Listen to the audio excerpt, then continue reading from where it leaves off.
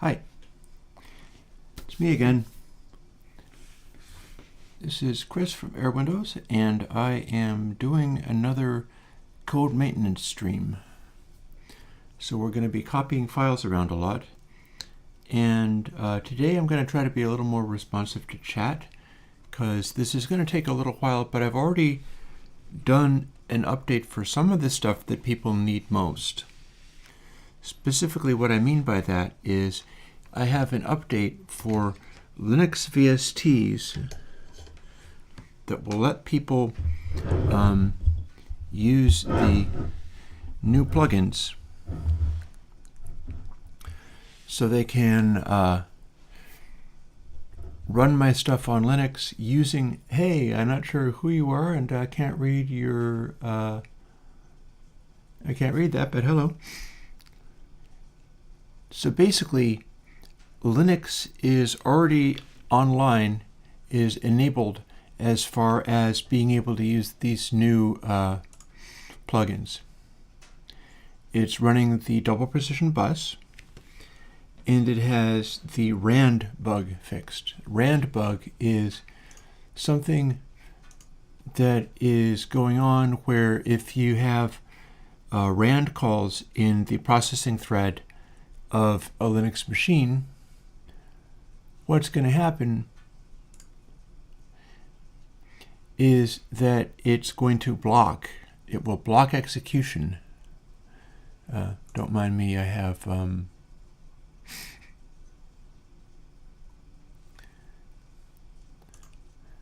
fooling around with some of my stuff here. Okay. Hey, that's cool. I didn't know it would do that. I am updating things. RMTP poll links. Hello. What can we do with this? Add title.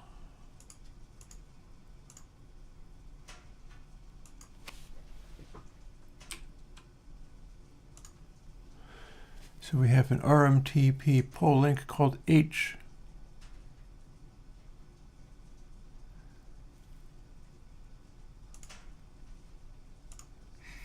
Okay, let's remove that. Hopefully everything's going to still work. I guess I'll find out, won't I? I do not know what an RMTP poll link is, but we are still off and running. I'm not playing my video here, but I got a window tucked away where I can get a little bit of a sense of who is here and how many people are here, because I have plans underway as to how we're going to be handling this streaming thing. And as soon as folks show up, I see somebody is here on one of the services. What the heck service is that? Which one's on top? Twitch. Hey, hello, person on Twitch.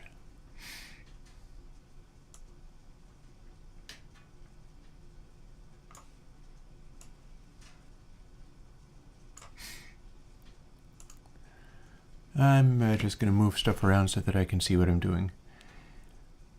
I would love to have like viewer counts popping up on my screen here, but I'm simply running Restream and OBS on a Mac, so some of the fancier stuff that people can do isn't available to me. That said, it might be worth looking into. I know that there is a streaming service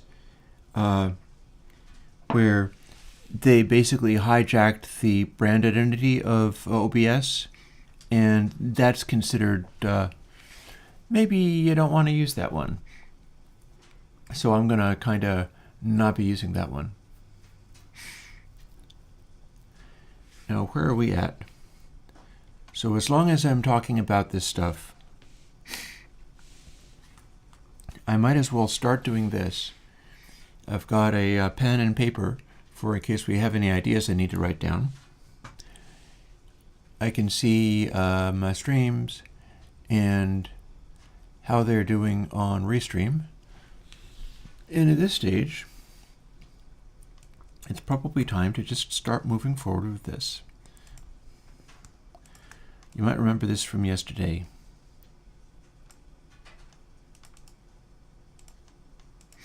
Sometimes it goes faster than others. But this is my manual process for getting through this stuff that I gotta do.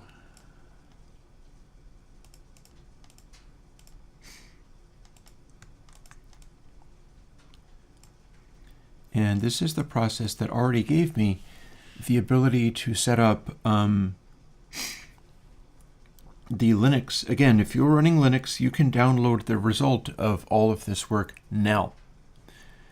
Go to either Airwindows or the MediaFire and download the collection of the Linux VSTs,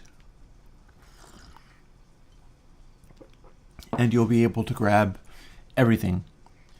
It is all updated. It's all ready to go. And basically what we're doing today is setting up exactly the same process for some of the other platforms. I have already copied things over to the signed Mac AU setup.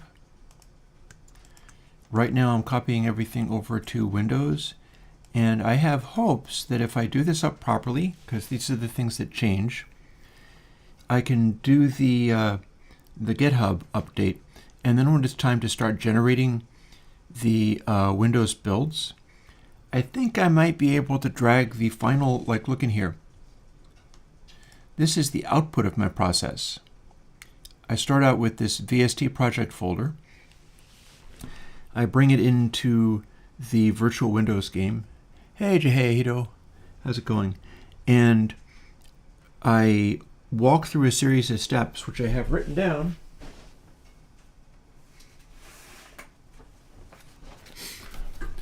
On a piece of paper, like this is what I do on Windows to set up the system, and so I can build it. So I walk through this for each plugin.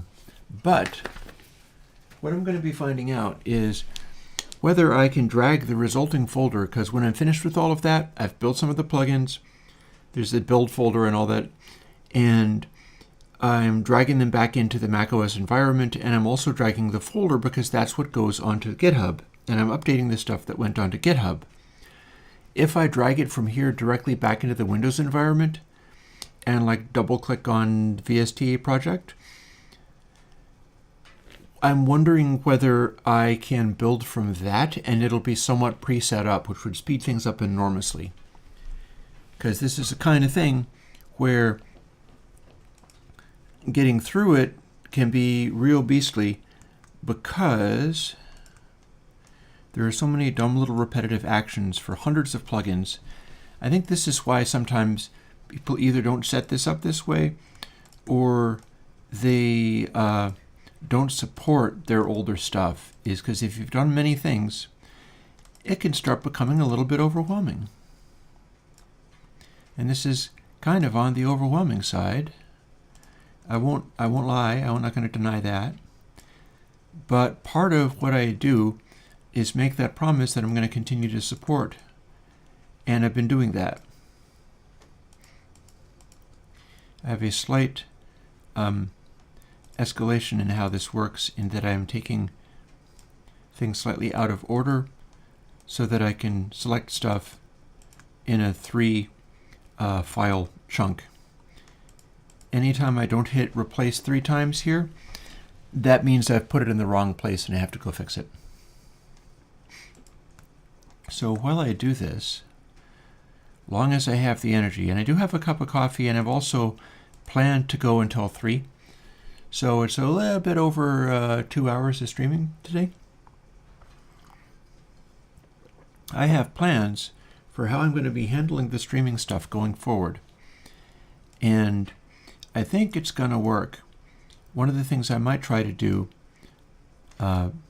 today is another Patreon post, and I'll be asking my Patreons.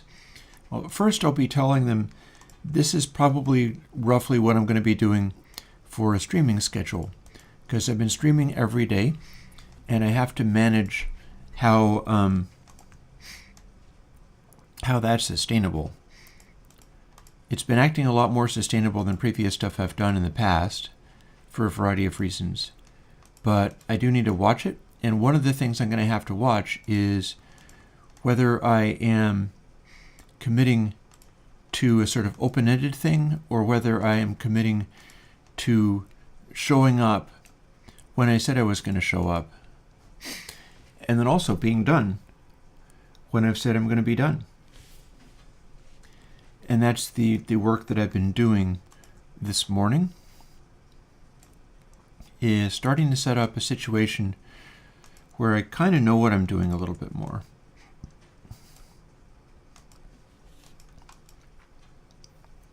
Is a good thing to think about in the middle of like a pile of tedious work like this. Because one thing about this is, as long as I have it going, I can kind of freewheel through it, as long as I stretch from time to time, you know, and figure out how I can consistently show up, you know, for this and other things in my life. So one of the things I've decided is I'm working towards, as far as the streaming is concerned, and I do have the tendency to like carry my work with me around all the time, which is an entrepreneurial thing. It's something that you got to watch out for, but also something that you got to embrace if this is the kind of thing you want to do.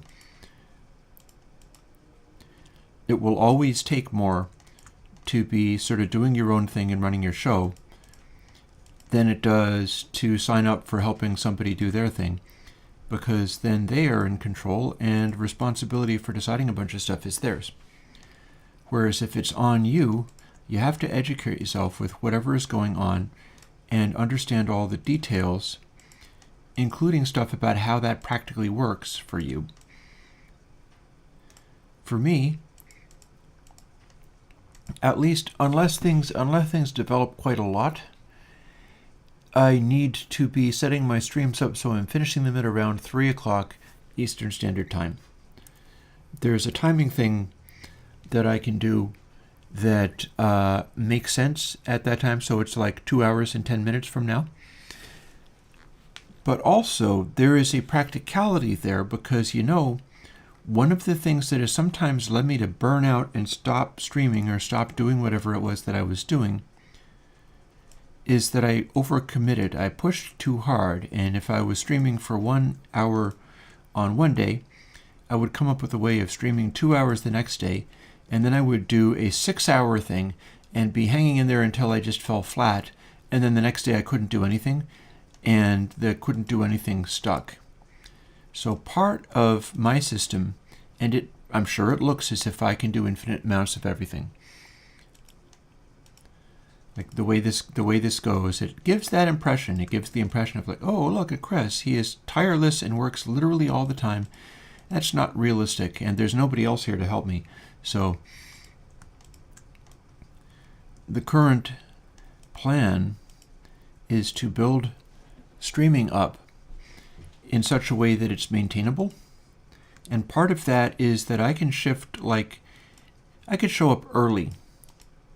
I will always be there doing stuff at like 1 Eastern Standard Time, 1 in the afternoon, which is like, what, 7 in Europe and so on and so forth. Looks like I can do that. And I can also always shut down at 3, which means I'll always have the afternoon for, you know, human things.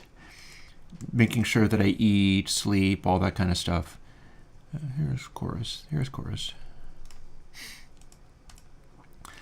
But I might fool with the log-on time, because I can. So here's a thought, and I'm going to run this by you real quick, but you don't need to know about any of this necessarily. Streaming is based on how many people are actually there.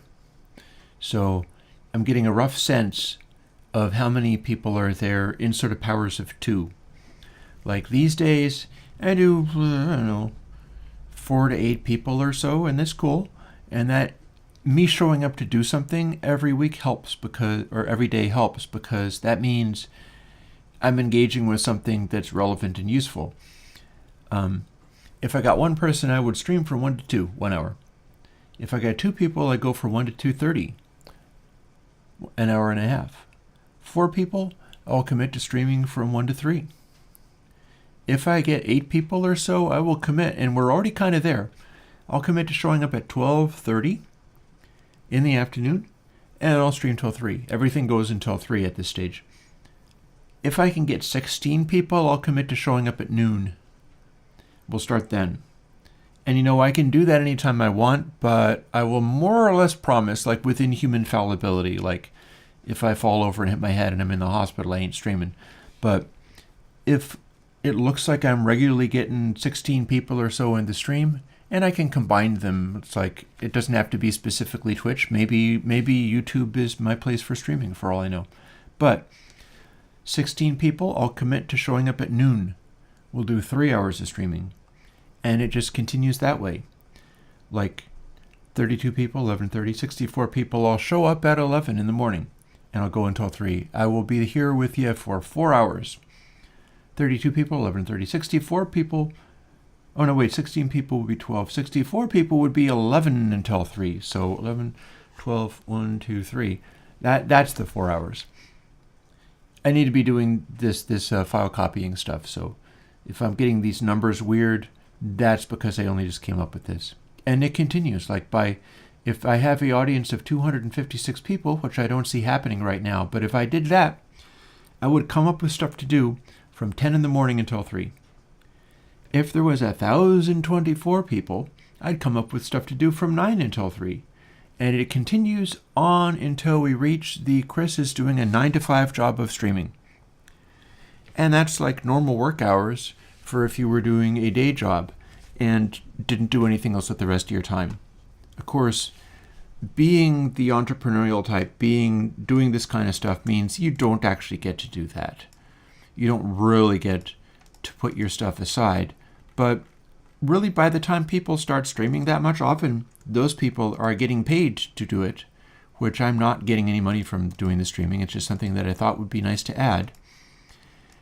And it kind of opens up the possibility for what else is going on. One of the things I'm thinking about is what kinds of stuff should I even be doing, including what kinds of stuff should I be doing on stream. It seems people enjoy coding streams, and we'll certainly keep doing those, but there are other things that I do. And I've been assigning them to different sort of visualizations. Like, this is a look where everything is all kind of green tinged, although I do have my blinky lights in the background because I think they're fun to look at. And that's the coding stream color. If I have everything in blue, it means I'm doing music jams of some kind, and that remains, that keeps on, you know, I can have everything tinted red for, I don't know, we'll do something else. Sound design, perhaps? And what I'm anticipating doing in committing to this, I have just recently put up to my patrons the question of, I've got stuff going well enough that I can invest in a synthesizer or sampler, and I had made a promise that I was going to invest in a sampler and save up money with like superfluous, that's a funny way of putting it. Like, if I made Patreon above a certain amount, I would devote everything beyond that to putting aside for SP1200. Well, there's a problem with that plan, and the problem is that those are like $9,000 boxes. I'm not anywhere near being able to do that. It wasn't really a practical thing because it would have taken many years. And that's assuming that, you know, in the current state of the world, that I'd continue having a Patreon income that goes up that high, which is not a given. It's a given that I'm going to keep doing my work for you. It's not a given that I'm going to keep getting supported by this volunteer kind of stuff. It's probably always going to be a big help, if not a fundamental thing. It's going to continue to be my day job because this is what I do, and this is what my, you know, I've built a platform off of this, but I may very well need to cast around and find other stuff to do, which is probably also very Chrissy, very Chris from Airwindows-y. where rather than just having things that, like digital plugins, I can give away for free, I need to start building things which are physical objects, so therefore I can't give them away for free, and selling them for something that's reasonable. I've been coming up with plans around that as well, because I'm nothing if not full of ideas. And much like the streaming thing, where I'm looking to see basically how many people are there and how many hours I spend doing it. And it'll scale depending upon whether that actually matters to keep me alive and supported or not. Well, it's the same thing with the building stuff for people, because when you get into that scenario, there's your like basic crew and the desire of people to like, oh, I want to buy a stomp box for my guitar. And if anybody's capable of designing a good stomp box, I think that would be me. That's the kind of thing that I do. Hang on, I've got an adjustment to make.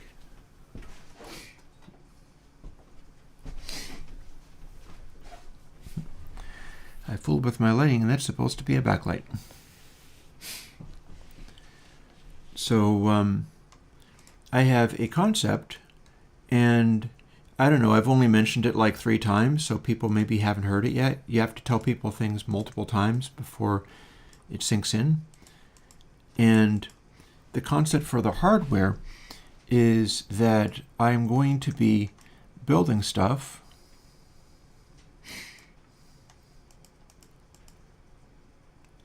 and selling it directly, probably through Reverb, because I buy a lot of things off of Reverb, so I think I have a fairly good reputation there, which is good. And although honestly, I don't think, if I'm selling directly to like folks in chat, I don't really need a Reverb reputation, because you know me. But the idea is I can start making stuff that people would want, and then you can have like handmade crisp pedals with things like, let's see, what do we got here? Oh, that's not the right thing at all. Hang on.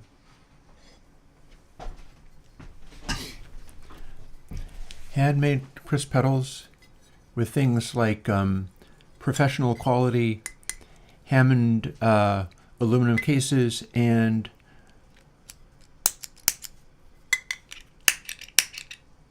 wow, that's loud.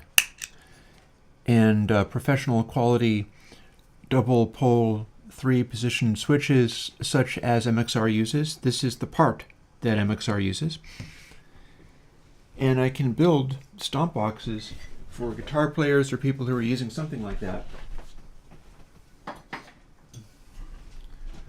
Or indeed other kinds of things, like little weird synthesizers that make noises that you can play with knobs or something with. I can build these things and start selling them through the mail. And I came up with a way of doing that, which is also kind of algorithmic, because algorithmic is good. And that is what I'm calling desert bus pricing. And I'm calling it because that is the folks who are kind of formulating that idea. It's a fundraiser for Child's Play charity. Happens every year. It's run by the internet comedy troupe Loading Ready Run, who is if people know me, they know that I'm a huge fan of these guys. And they have a ongoing charity where they're taking in donation money for people to watch them on stream play a really bad video game. They're playing the video game Desert Bus. And the way that works is if you buy an hour of them doing this, and it costs $1. The next hour is 7% more expensive. And that's how that works. And it just continues. And they can go for about a week. When they go for about a week, they raise about $1 million. I think they topped $1 million fairly recently for Child's Play. It's a big deal. This process is a big, big deal. Well, if you apply that to stomp boxes, what ends up happening is this. You're making a thing. It's not a limited edition exactly. It is a edition where you're making the thing and you're willing to keep making it, but each new one that you make is 7% more expensive than the previous. So you can say your first one's $100. That means that like a normal human being could possibly buy it. And any new design that you do, you promise like, okay, all of these are going to be exactly the same as long as I have the parts to make them. And you can buy one at this price. And then when somebody buys one, now the new price is 7% more expensive than the previous one. That means that people buying them early are in a good position because they get it for a reasonable price. Like I buy stuff from Analog Man, stomp boxes from Analog Man. Those are more expensive than $100 and they're well worth it. And I think that I can do as good as far as making stuff that's worth having. Not in terms of cloning anything that they do, but inventing something new that is worth having in a stomp box. How good? Well, that kind of depends. Because if nobody's interested in the thing, only a couple of people will buy them. And by the time it's like, okay, this is now $120, all the people who were interested will have lost interest. Or, they have theirs, nobody else is showing up, and it peters out. And then I don't have to build any more. But supposing I make the next Clon Centaur. Supposing it's a big deal.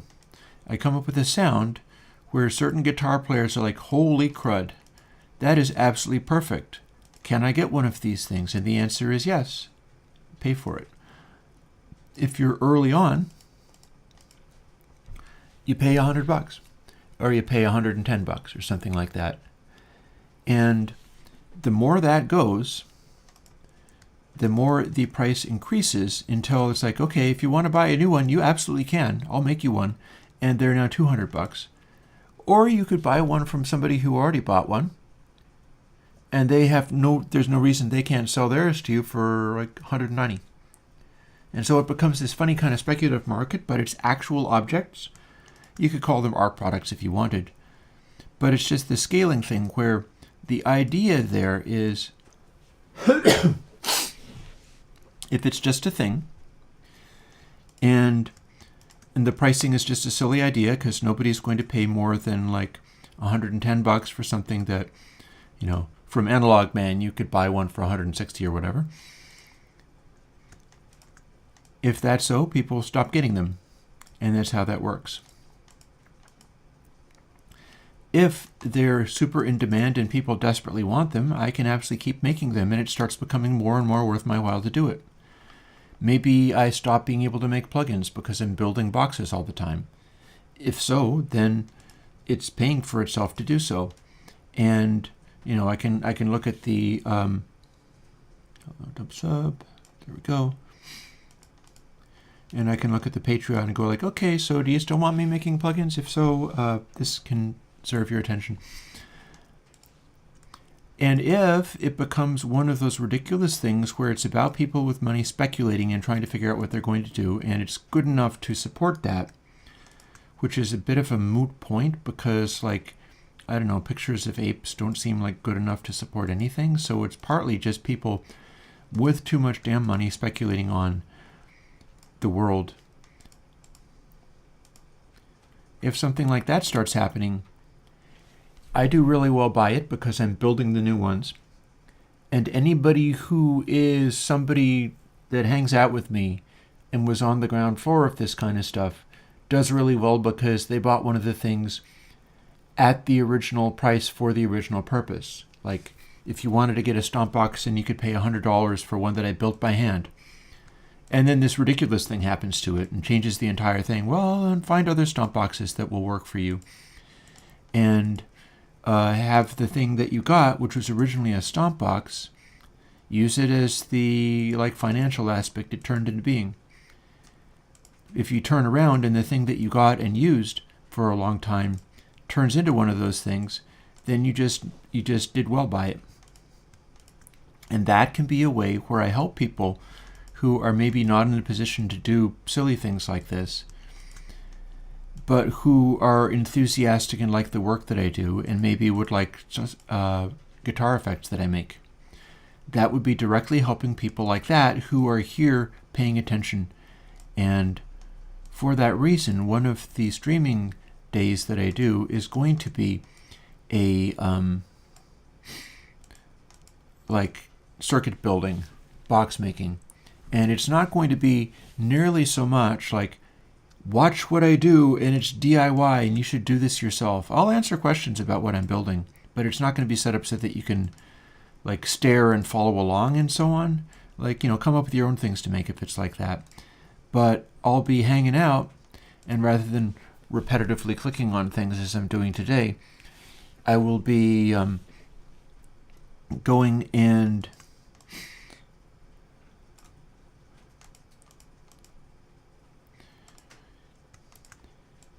wiring up stuff with the soldering iron and doing whatever other things I need to do in order to make guitar effects. Because that's what I started out doing. I think not everybody knows that because I talk about it, but I haven't talked about it constantly. I started out building electronic circuits, guitar effects. I rewired tube amplifiers, and in fact the one that I use for my live streaming has been rewired. It's using the same principles that I built into the plugins, where the crossover between stages crosses over lower than the very input one, so your distortion goes in, and then it retains a low frequency weight. There's also ways that you can tune that so that you have the frequencies at which things are cutting off. There's usually a discontinuity there. It's like phase shift and so on because it's an analog circuit. And that affects the tone as well, so you can tune things around that. And these are the kinds of things that I'll be doing when designing actual physical stomp boxes. And then the rest of it is figuring out, like, how do I build my concepts, my designs, into what it is? And how do I do original things that are worth doing? And it's interesting because, like, stuff like this, as you can see, I can do the horrible repetitive clicking. I'm not necessarily that as good at like writing scripts that would come up with a way of doing all of this for me. But as far as going and derping around with the circuit until it is making the sound I need it to make and responding to the guitar playing the way I need it to respond. And I'll remind people, I'm not really a good guitar player. I've just been playing for a long time, and I can be an original guitar player. I can be a guitar player my way, which is really kind of the important thing, honestly. It doesn't mean that I put it into use, but people seem to sometimes enjoy when I'm like shredding a little bit, to the extent that I can even shred. I can shred with hammer-ons and pull-offs, but not with picking. I'm a fingerstyle player, kind of like Mark Knopfler or Jerry Garcia did that sometimes as well. I like manipulating the string with my fingers and do not use a pick, so that limits things and changes it.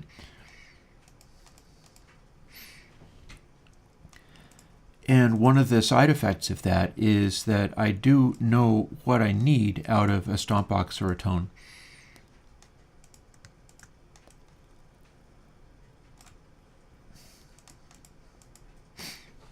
So what I'm going to be doing is going to my Patreon, and much like I did a poll to ask what I should do because I was craving the new Novation synth, the Novation Summit, which I still do, but I mean, let's be practical. I've got work to do first. And my literal music making isn't as important as some of these other things, not to the world. So I made a poll, and I asked people what they would like me to do, which seems like a perfectly good reason. This is a good thing to bring to the Patreon so that people can have something tangible. And it was a fairly quick poll because I just wanted to get a sense of the general proportions, which I believe I did. I don't think it would have changed if I had left it for longer.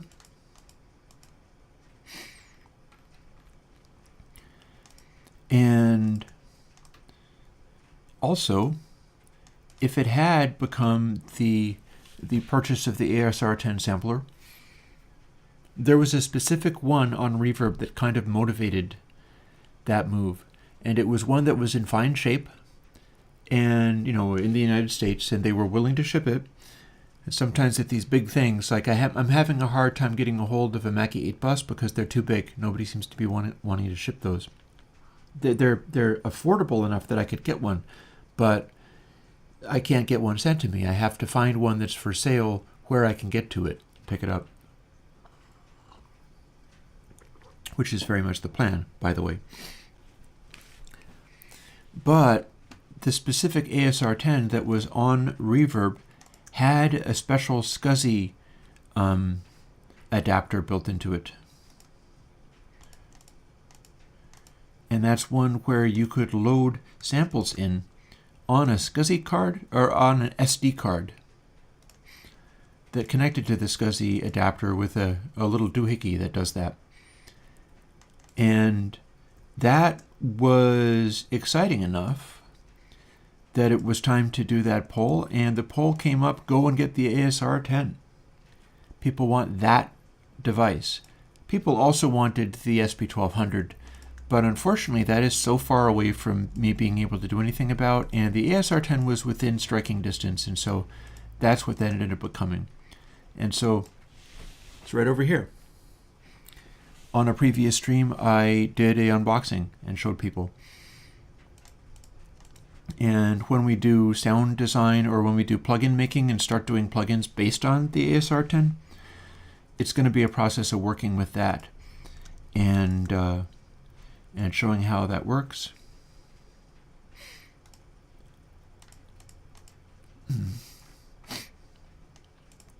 Bear with me, gotta focus, keep this going.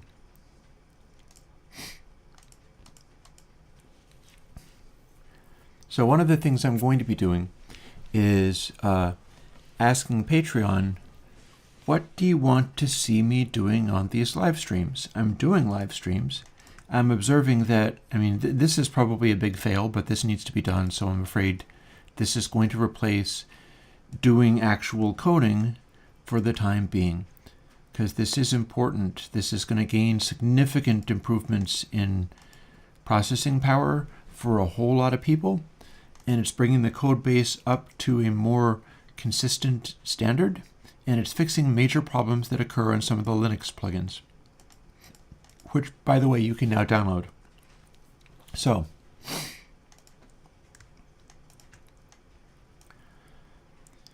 I'm going to be doing the Patreon post,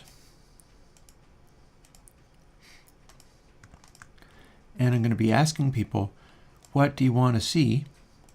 And I'm going to have a bunch of poll options. I don't know whether I can update them on the fly. And that one I feel I'm going to leave open, just to narrow down the range of things, because there are many possibilities that I can tell you about as far as what could happen with this streaming stuff. Like, here's one. I can do coding streams. Oh wait, that's what we're doing right now, except for that it is a really grueling sort of maintenance code, and that's why I called it what I did. But we can do coding streams, and that goes over pretty well. People seem to like it. If you hang out, then you can ask me how I'm doing what I'm doing and why, and I will try to teach you. I will try to teach you how to code, at least the way that I code it.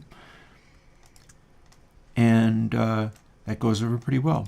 I'm probably always going to want to do a little bit of the music streams, although it may not actually be music jam streams. Like, here I go, we're starting up, we're getting something going, and I'm improvising on the modular synthesizer and or other instruments until I'm done.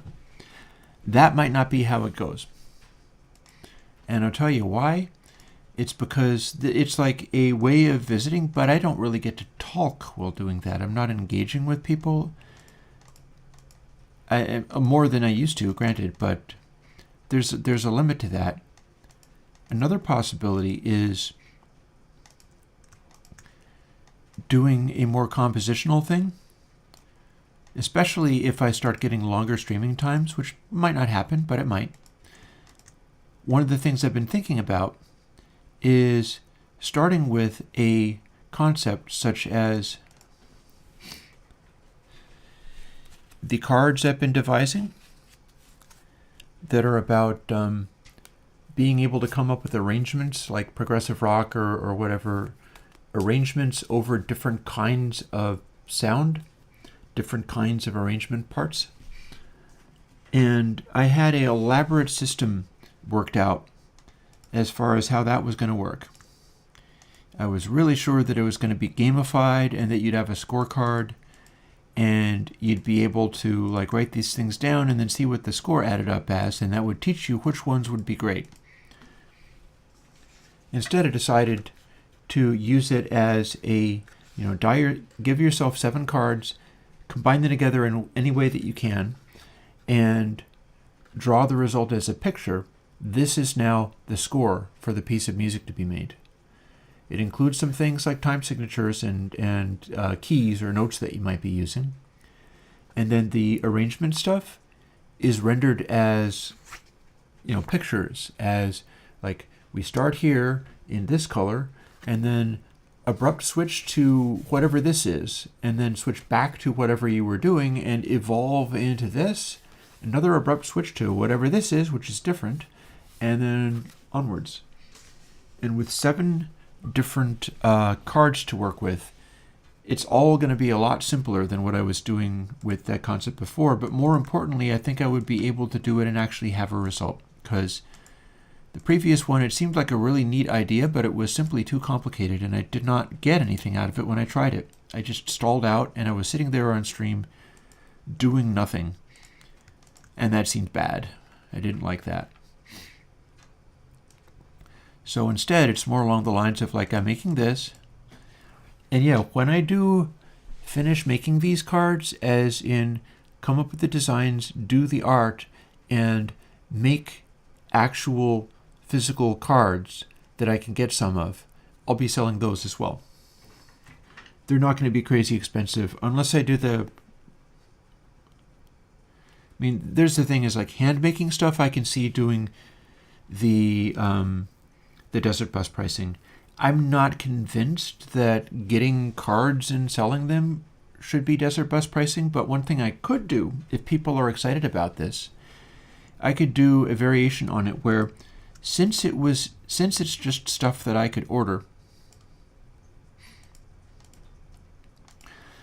what I can do is do all of this work, do the art, come up with the concept, and tell people, get colored markers and draw pictures based on this. And then that's your score, and enjoy, this is what I put some effort into. And then begin selling the resulting decks of cards that I can send away to have printed. So I can send away and have these sent to me. And then the first one is literally at cost, and then Desert Bus pricing. Meaning that if you're following me and this sounds cool, well, I should be able to put a deck of these cards in your hands for basically about as much as it cost me to make them, because you're paying attention. The 4 of you that are watching the stream are in a position where you'd hear about this first. So if you wanted to do that, you'd be in a really good position to do it. Because if it caught on, it would gradually start creeping up in value, because each time it goes up by 7%. Starts at cost, which in this case, if you don't count my effort, then, and if you're being an entrepreneur, you always count your effort. But in this case, if I did not count my effort, then I could do it at cost of how much it cost to get the decks of cards in. And then probably mailing, because they're not going to eat mailing costs. And then if they became trendy or people wanted lots of them, well, I could certainly have lots of them printed, and then the price would sort of slowly keep going up as it became more trendy, meaning that people who had them early on, if you wanted, you could start speculating on those by selling, supposing the cards started at like $3. Next thing you know, you have to pay $75. And people are still doing it because it seems cool and they're used to like paying money for things that they care about, that there's a markup. In this case, it's not simply a markup, it's the way that the algorithm works. And so you wind up having a thing that, since you were here early on,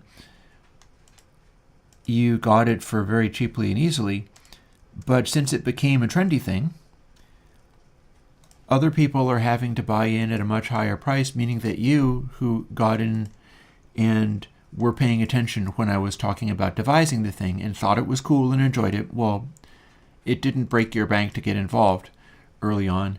But then if it started to actually become trendy, well, the point at which it becomes trendy is the point where you're better off.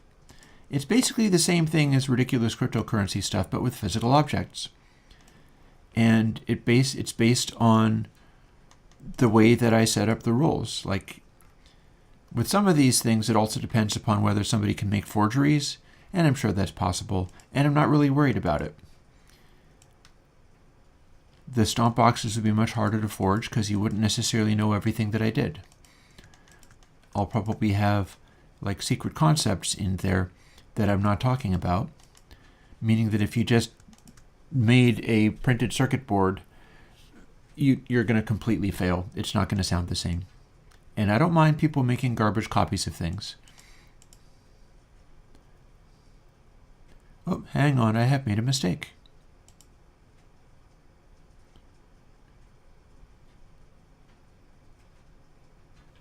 I think.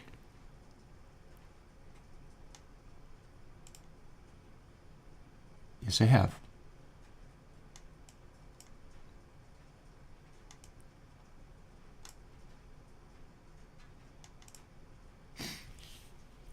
Gotta pay closer attention. That was fairly easily fixed. I mentioned how if I did the wrong thing, I would catch it because I didn't have to click quite so many times, and that's exactly what happened. Now it's fixed. So yeah, this might not be the kind of chat that you're looking for, but this is where my head is at. I have to do a lot of heavy reprocessing and figuring out what I'm doing, and that's what's kind of going on as I have to pay this close attention to this very repetitive and silly task in order to be able to upgrade the entire code base for everybody in the world for free on all the platforms that I use. That being something that I'm prepared to do. So it has my brain ticking away because I'm doing this stuff, and I've also done things like get ready to make a plugin based on the ASR10 sampler. That's what it is. It's over there. But since I'm not actually doing that work right now because I must do this, my head's just spinning, figuring out things. And in particular, it's figuring out what I'm going to do with the prospect of going into business, doing what I've done before, which is make physical stomp boxes, but now with the resources of the regular Patreon and the fact that this is my job behind me, I'm able to make the stomp boxes right on many levels. I'm able to get the kinds of things that you need and do them properly while still figuring out what it would take to make some of my, curious choices. For instance, if I make a distortion box that's meant to be like, tune it to your suitable purposes. That's all to channel. There we go. Like this is your distortion box. Let's assume that you have like a pedal board. As I strongly, and those are cool. If you can afford to get one, they're great.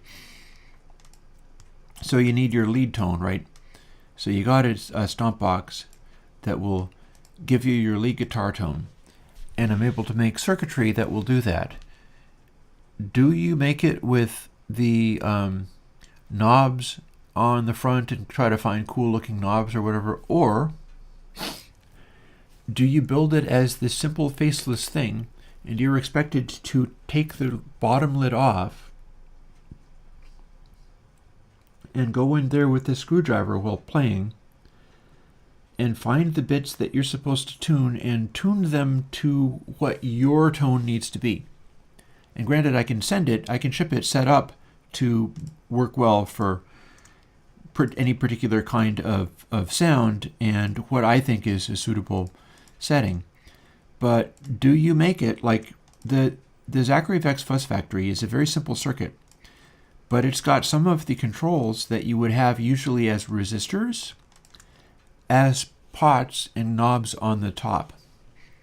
And that means you can tune it to do crazy weird things. But if you had that simple circuit, and I'm not saying I'm going to try to clone that simple circuit, but I am going to say that I have the transistors for the Zachary Vex Super Hard-On. I feel that I will be able to make my own design, but using that kind of transistor, and that might be kind of cool. But yeah, it's like, do you get a stomp box where it's been built with like just a bunch of little half-watt Cermet trim pots for various kinds of parameter, like distortion gain or whatever? They are theoretically user adjustable. You could also screw it up real bad by changing them around, or you could get really experimental by changing them around. How far does that go? Would you want a magic stomp box where you could mess it up and make it really strange? Or would you want it to be a lot more preset, like things are resistors? You know, it goes beyond that, like there's no reason we can't be using a retro style of resistor for some of these devices on the grounds of it would have its own sound. You can get carbon composition resistors still. It's a different thing from metal film resistors, and the thing about the carbon composition resistors is it's not going to be quite the same as the metal film resistors, which are cheaper to make and more controllable and more accurate. But the carbon composition resistors are going to have a larger peak energy capacity, because the carbon composition is just sort of crunched up carbon smushed together into a little block, and you can never really tell what the resistance is going to be. But as far as sort of the surface area of the resistive element, it's huge. Whereas metal film, it's a resistive element, but then it is laser trimmed to this tiny little coil, which might have inductive qualities, which will respond to energy going through it, and it's a very different thing. I think I can make tone out of some of these choices. And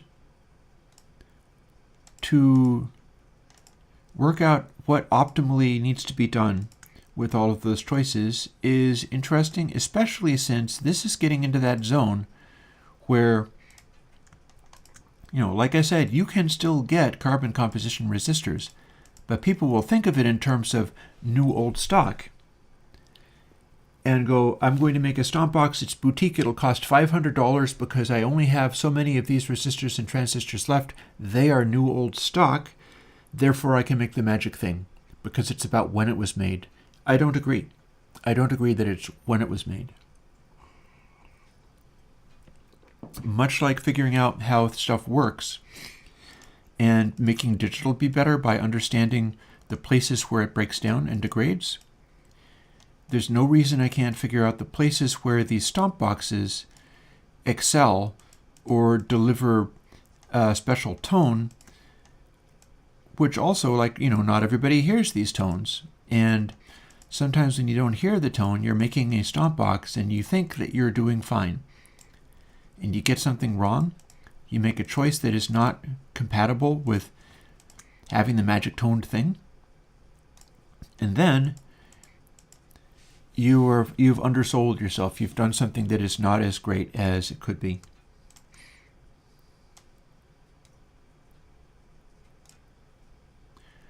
You know something?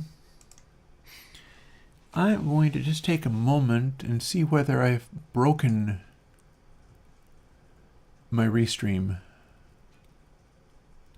If so, I think I can fix it. Give me a second. So I'm seeing such an absolute lack of commentary that I wonder whether I've broken it. I did change something. I changed something, and that might mean I have to fix something. I did change something. I changed something, and that might mean I have to... I don't see anything different there.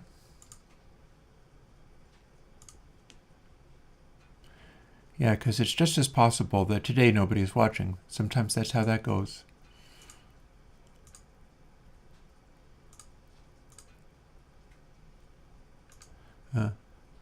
Spammers on Twitch.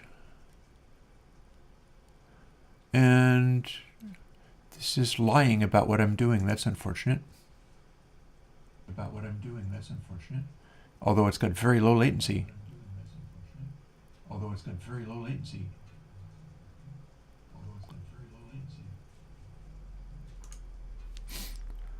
Alrighty.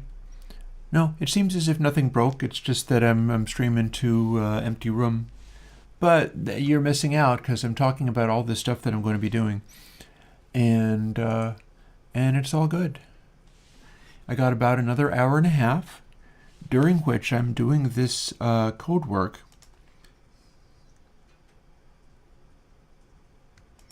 Some of which is fairly tricky because I'm just figuring out where these things are supposed to go. And that's really the fundamental purpose of what I'm doing today.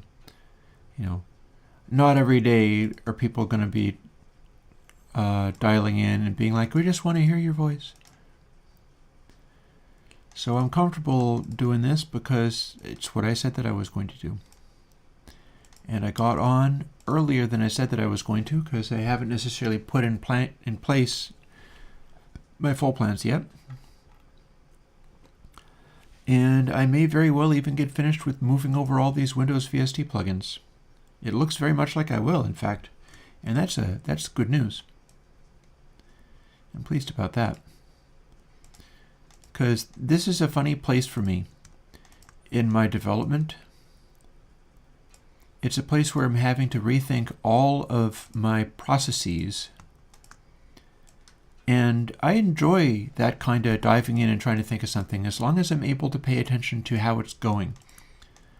Like originally, and I can put this up as one of the options on the poll about what kinds of streams I should be doing.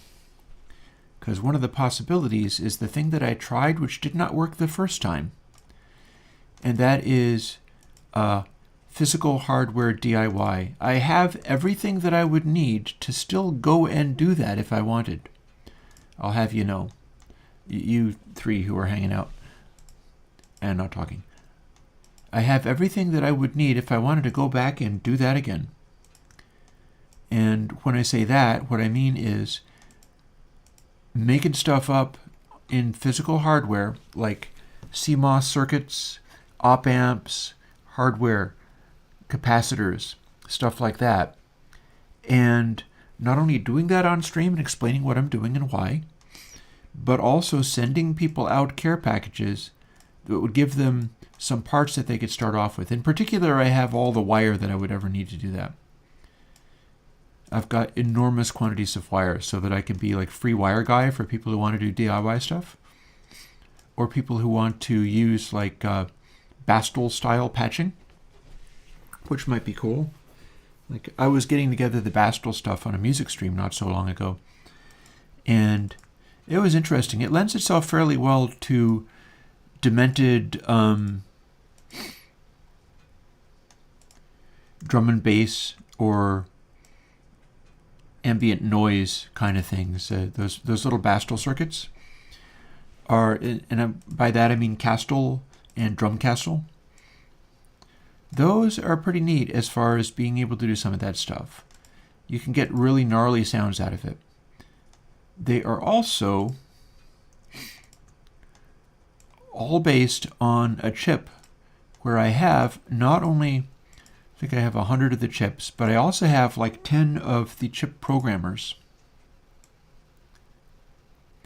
Because I was all in on wanting to do the we'll all do DIY circuitry together, and kind of was caught short by the fact that that didn't click.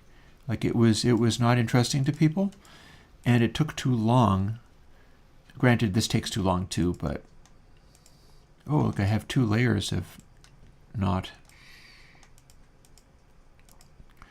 Like the coding is going to be better for this, but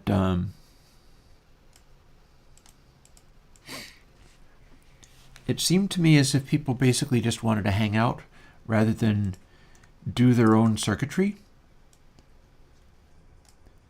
And so the motivation was good, the willingness was good, but the capacity to turn it into something that was actually real and happening on a large scale, the scale problem that like Silicon Valley people sometimes run into, that was an issue.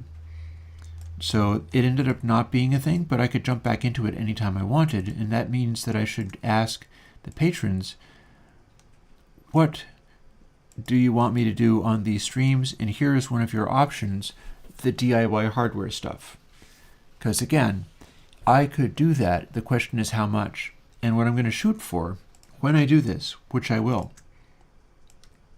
I'm going to shoot for a poll that is not going to go away right away,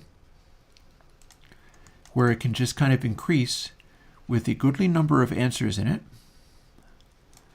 And that's going to give me not just a choose this or that, like choose the Novation Summit, which I still, they're very nice, but or ASR 10 and make plugins out of it, but a spectrum of responses that will show me about how much of each thing belongs in a week. It'll be like, 60% do plugins on stream, the live coding stuff, 10% do your music jams, because I think that's what it would be. 20% please do sound design on like Surge or whatever, so that we can learn from you how to design synthesizer sounds and use something like a modular, it could be like how to use modular synth. Get into that, fool with that. It's absolutely a kind of thing that I could do.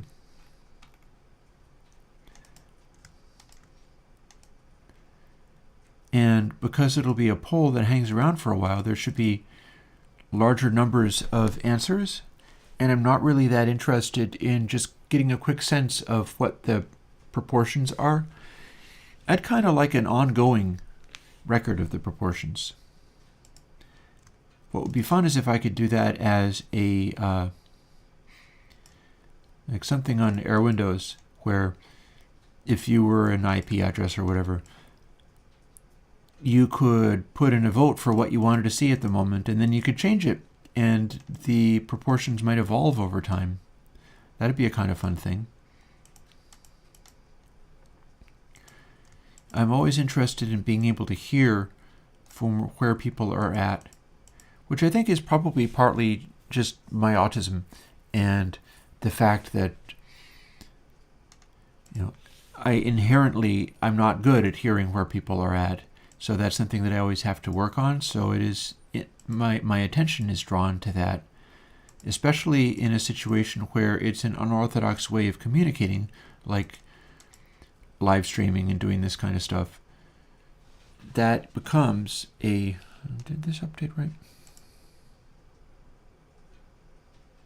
Oh, no, that's not right, is it? Hello. You need to firstly, that needs to be selected and it needs to be moved here. There we go. I thought something was wrong there. I felt something wrong. Let's check that this is right, which it is. And here is, oh yeah, okay, so these got mixed up. I got it fixed. There's our tube desk. And there's what was supposed to be there in the first place. And there, now that's okay. We have gotten to EULAW within an hour or so, maybe a little over. Not too bad. For the time being, this is going to be these streams, but with a bit of luck, we'll get through this, maybe even within the week. And we'll move on to other stuff. Oh, look, there's more. These require special attention.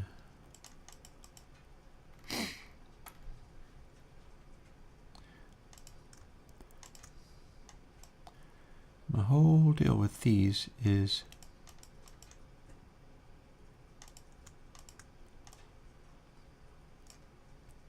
when the names are getting in my way.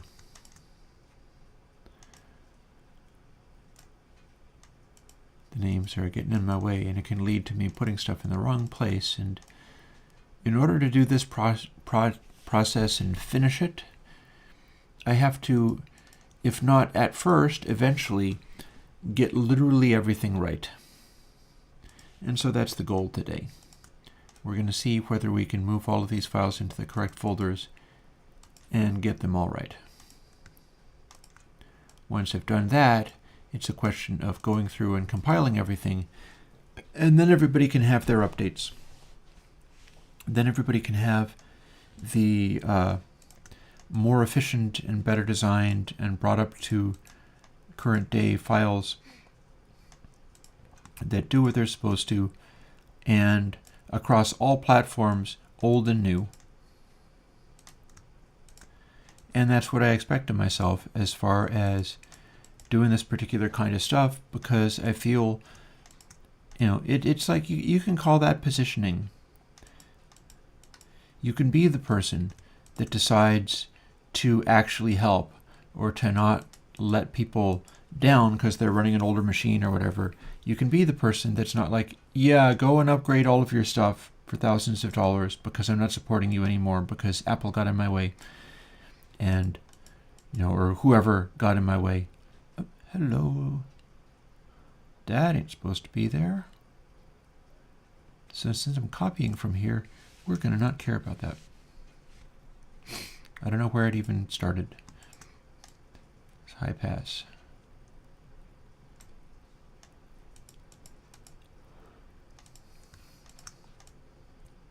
And X low pass.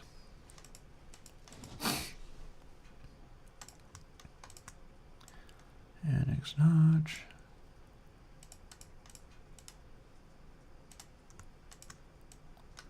X region.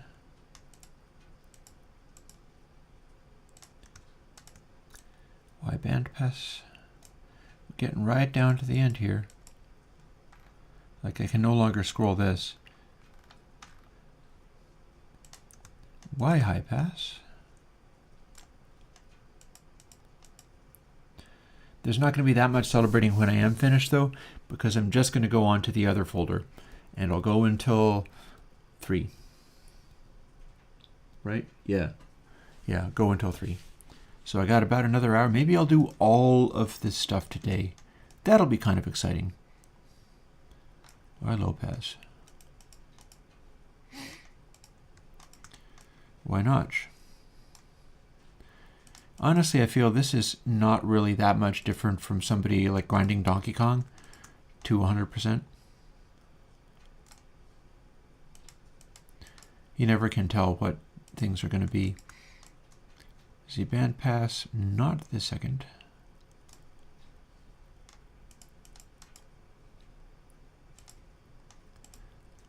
Got to do high pass 2 first.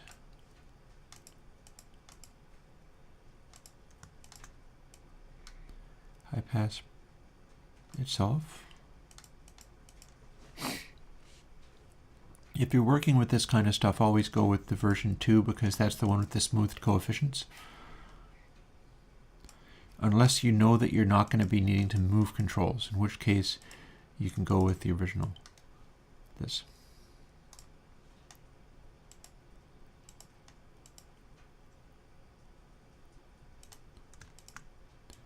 And lastly,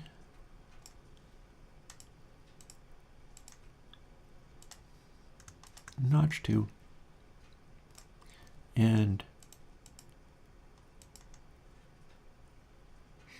notch. Yay. Empty my trash, and we just finished the Windows VST placing of files. The next step is to fire up the Windows 7 virtual machine that I have in this box. Once there's no Wi-Fi connection, because I have to make sure not to let it see Wi-Fi when it's doing that. And we'll be dragging each of these in and building Windows plugins. But once we've done that, all we have to do is remove the Windows plugins that we've built and then delete what we've made. So all in all, that is, and I think some of my folders are overlapping each other. What's going on there? Oh yeah, that's fine. Clean up. So with a bit of luck, that's going to run more quickly. I'm going to take a moment and use the facilities, and I'll be back in momentarily to do another batch of these. Oh, and also I have to put a log on my fire.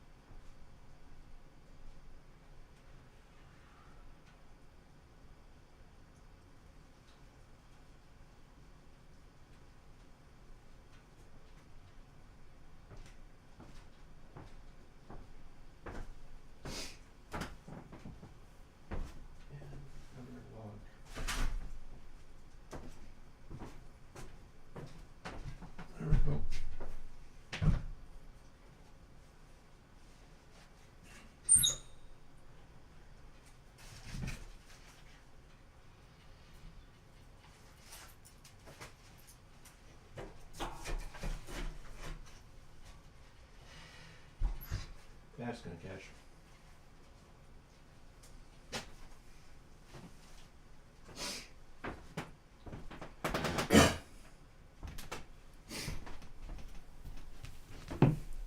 Right. Hello, one Twitch person. I'm back. So, now, time to do something else. Mac signed VST. So this is going to be somewhat more cumbersome, but I can probably do it. One of the things I'm wondering is, I'm gonna try to look up whether you can like mass open things or not in the Finder. Bianco, hey, good to see you. I'm just going to bounce over here for a moment and do a little search on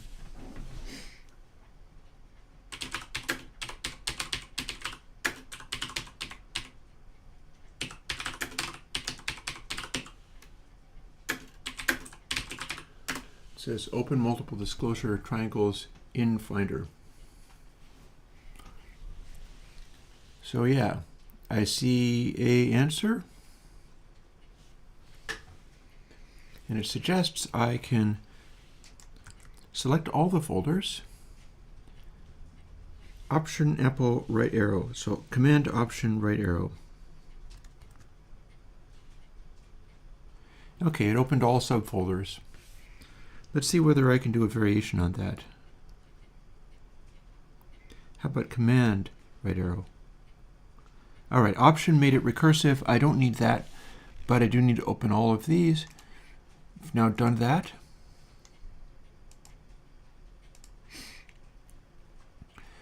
So it's going to be not that much slower. I just need to remember what I'm doing. Like, I'm going to be dropping the relevant things into this subfolder rather than the overall enclosing folder. But apart from that, we are good to go.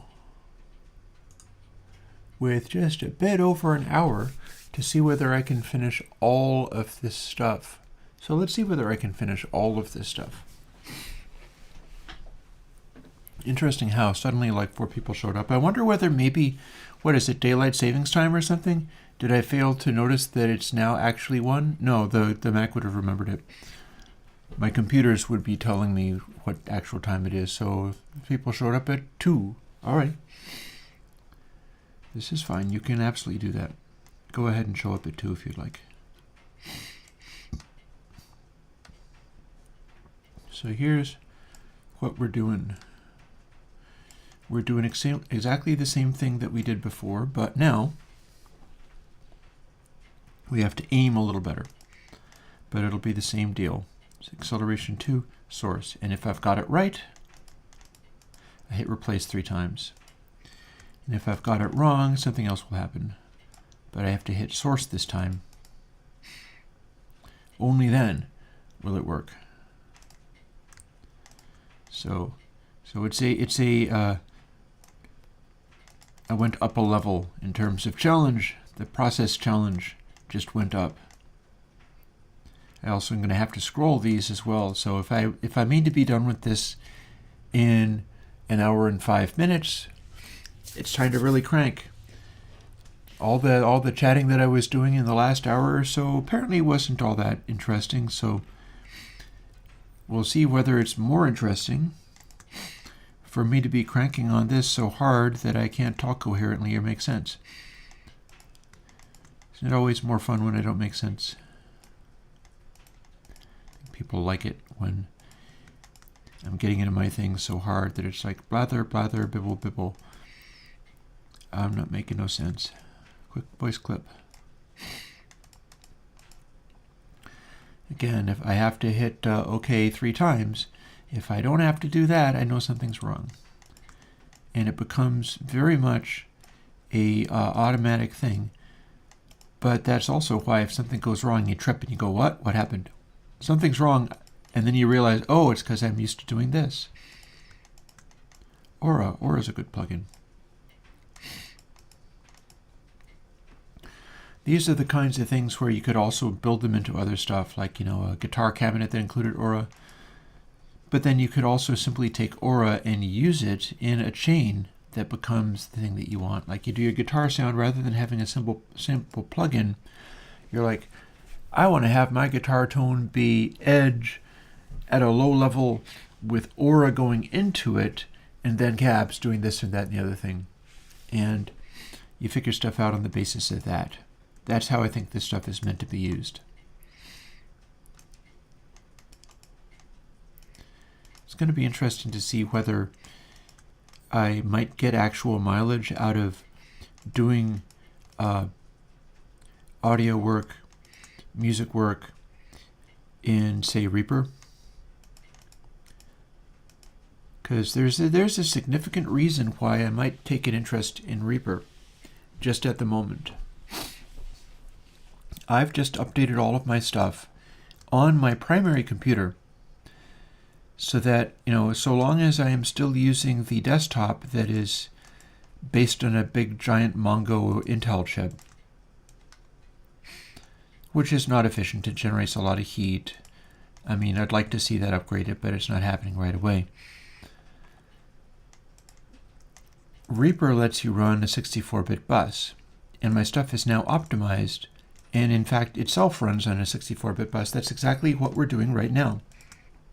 All of these edits and changes and things serve the purpose of getting the plugins ready to run off of a 64-bit bus, and with every single one, I've also gone in and updated it so that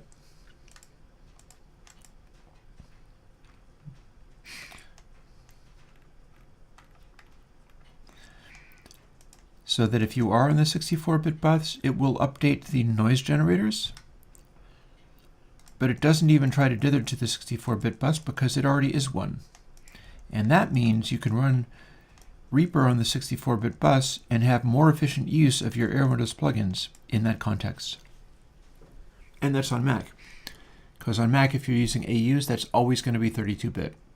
And I can make it sound absolutely every bit as good, but at the cost of having to run a little bit extra code to do what you can get for free out of anything that it gives you the 64-bit VST.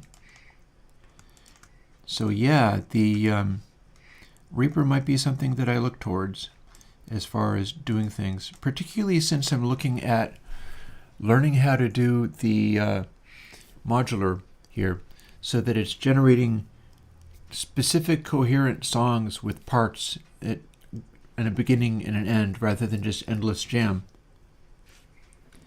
And if I can, I'm making some strides towards being able to do that. If I can do that, I can do it in Reaper using that for monitoring everything. Oh, hang on. Need to continue scrolling. And then overdub, like real guitars and basses and live drums and things onto whatever that I make. And I feel that what I fail at when I've previously tried doing guitars and drums and basses and things, it's not that I can't do that, it's that I've always done it in the context of like, let's make an extended space and do a jam. And when all of your parts jam, it's probably garbage. Like, you can't do a piece of music where it's like, okay, let's have a guitar, and let's have a saxophone, and let's have a piano, and how about all of those just jam? It's never going to work unless the context that you're in is like free jazz, in which case it's going to be great. But if you have anything song-related in mind, that's going to require a whole other thing. And it's important to remember that I grew up on progressive rock. I hear arrangements and things as desirable. I'm not really seeking out necessarily, although I enjoy doing it, I'm not necessarily seeking out like endless extrusions of jam. It's cool. It's fun. It's more fun when you can do it with other people.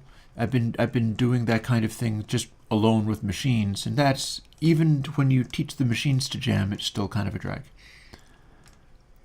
but I have some familiarity with arrangement and have put a lot of effort, like with the cards. Remember, I'm working on the cards.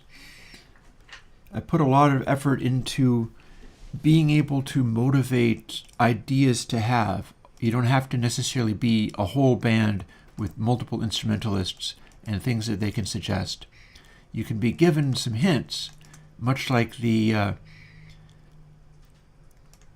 Eno's Oblique Strategies cards. There can be ways in which you get hints for things to do, and I feel that could be really rewarding. And if it is towards being able to come up with arrangements and just make something up that is specific, it's not just one extruded jam, but it's like, okay, let's do something, and it looks like it would be cool if it started like this and went to here and then did this unexpectedly and then went to here and then did this and ended. I feel like that could be really cool. Hey, where are you going? Oh my God, what was that doing?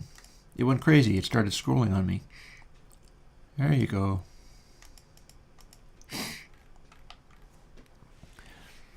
And then it becomes a matter of doing it. Hey, Martin. Then it becomes a matter of doing that and coming up with a result. And that's probably along the lines of, like, if I had more time for streaming, like more people were watching, which ain't happening anytime soon. And I was like, okay, let me fill up 4 hours with music making of some kind, but people are interested in not just only jamming, but they're interested in how I would make something more elaborate. And this is me having put a lot of years of effort into kind of how one would go about doing that. Once you've got that, it's a question of, do you have the cojones to go and actually do the thing? Or go and actually do the thing with people watching? I think a fair amount of that, as long as I felt I was still doing something actively, would be acceptable. And there are some things that I could do live, for instance, like think of a guitar part and then track it. I can put a camera in the drum room and think of drum parts and spend a bit of time tracking those if people are interested in that. It's hard to tell. You never know when something that you want to do, it's like, is it just you that wants to do it, or are people wanting you to do that and they want to see it? And then the thing that I am least likely to want to do on stream is vocals. And yet, I'm really interested in incorporating that somehow. I'm really interested in figuring out a way to do songs where there's actual singing. Because one thing about all this streaming is it's working out my voice enormously, to the point where it gets kind of tired, but that's how you build muscles. And, oh, hello, don't run away. There you go, channel 9, yep, right place, good. So that's how you build exercise. And I feel like I wouldn't want to try to do that on stream. Even if I felt like people were mostly being very supportive, it just feels too private. I don't know if I'd want to try to track lead vocals on stream. Maybe background vocals, I don't know, but or write the lyrics. All that just seems too open, too vulnerable to be wanting to do a live stream and show everybody the entire thing. But there's, room for stuff to be done. And again, that is why I'm looking to ask my patrons on Patreon, perhaps by the end of the day. I got to see how the rest of the day looks. I'm working out what the flow of all of this is like. Grabule. Yeah, I could do a stream for drums tracking, bass tracking, guitar. Absolutely. That's kind of what I'm thinking about. I'm looking to get into a zone where I can put up a schedule and you'd know what I was doing on any given day of the week because I planned it that way. It's like, okay, like recently I fell into Saturday, Sunday, and Monday were code streaming. And right now it just continued because I have all this work to do. But under normal circumstances, I'd be committing to that on those days, and then on other days the lighting would look different and it would be your tip-off that I was doing a different thing, which has been, it's been just music jamming, and that's cool. But that could easily be replaced by like music composing and figuring out stuff to do to actually have a completed song, and then making that be a thing. And the great thing about it is if you could settle into a routine like that, the particular one that you did doesn't have to be the most perfect thing in the world. You know, it's what you did that day. Like Jonathan Coulton did wonderful things with a Thing a Week project, where he was just recording a song and he committed to putting out a song a week, and some of his best stuff came out of that, because sometimes you have to sit down and actually do the thing.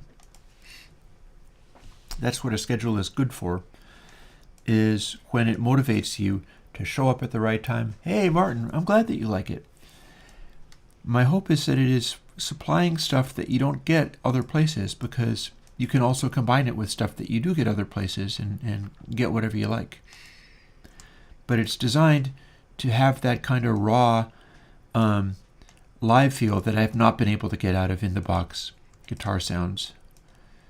So I do that instead.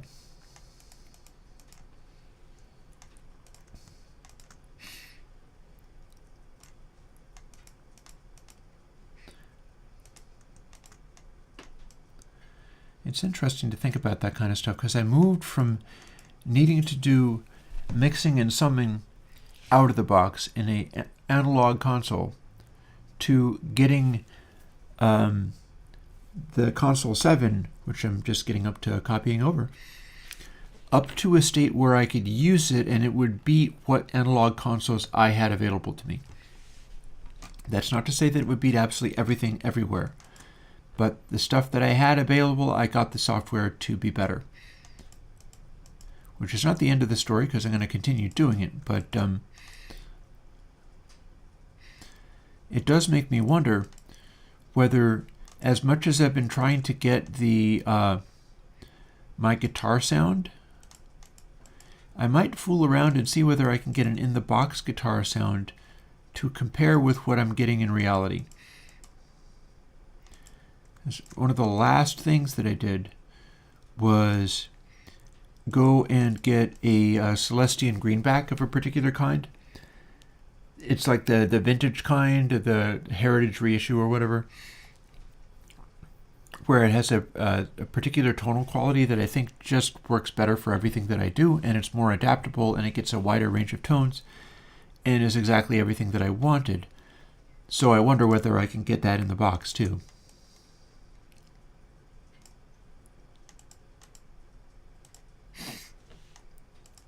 It would be very weird to me if I managed to get a entirely in the box sound for guitars. It would be much less weird for me if I ended up being able to get a in the box sound that was running my pedal board into the computer and then applying the speaker, etc. there. Because I can get some very good distortion sounds out of my hardware pedal board and the stomp boxes and things that I've got, especially since I'm starting to build stomp boxes. I'm more or less prepared to start doing that as soon as this particular task gets out of my way. And the neat thing about that is then I would be making Airwindows guitar chains that were hybrid. That seems kind of cool. Like hybrid Airwindows, where the software side of it is like cabs or whatever, or if I come up with more like that, and a in the box form for that, but also literal hardware, a literal stomp box that you could either run as part of a pedal board amp system or whatever, or you could run it directly into the computer. Maybe I'll even start including 1/8" jacks, so you can take a simple jack and run it into the line input of a computer for folks that don't have access to like good converters. And it's a slightly strange thing to want to do for a potentially boutique thing, but it would also mean that you could run into Eurorack systems, and that has a whole other set of connotations to it.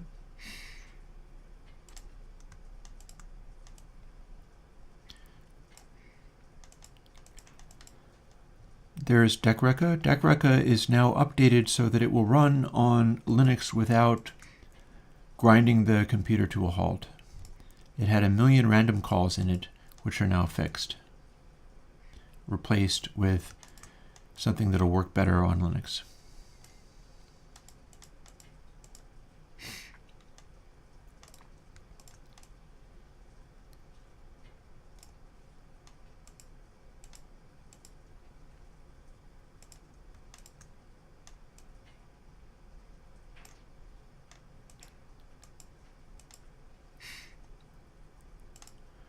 I'm having to pick the ones that have 2 earlier.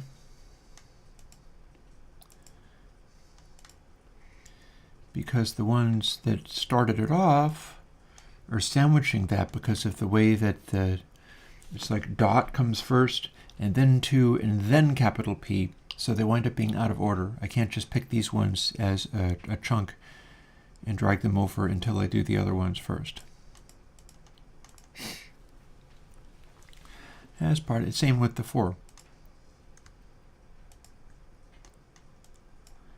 Except for, I gotta scroll up again. I have to scroll this much more than usual.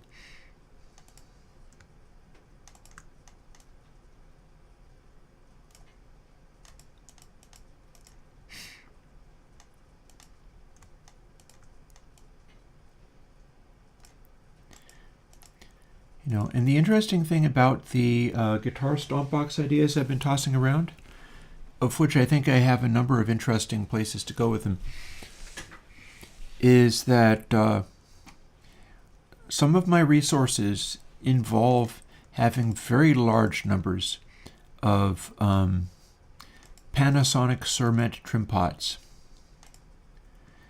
These are potentiometers. They're like knobs, but they're trim knobs. You adjust them with a little screwdriver. And they are higher energy than even your typical ordinary potentiometers that you would normally find in a guitar pedal. Like, they will take higher wattages, even though they are tiny little trim pots. And I find that very interesting. I feel like there may be a sonic benefit to using parts that have just more capacity to soak up energy without issue. I may be able to get a bigger sound with that. If it does give me a bigger sound, I'm all in. And it's all going to be about, like, well, we're going to make stomp boxes, but instead of knobs, you have to take a screwdriver and tweak the sound that you're getting. And then we're going to assume that you're going to have it be a preset thing and you don't want to be fooling with it while you go. In some cases, that might be strange, like if I did a echo device.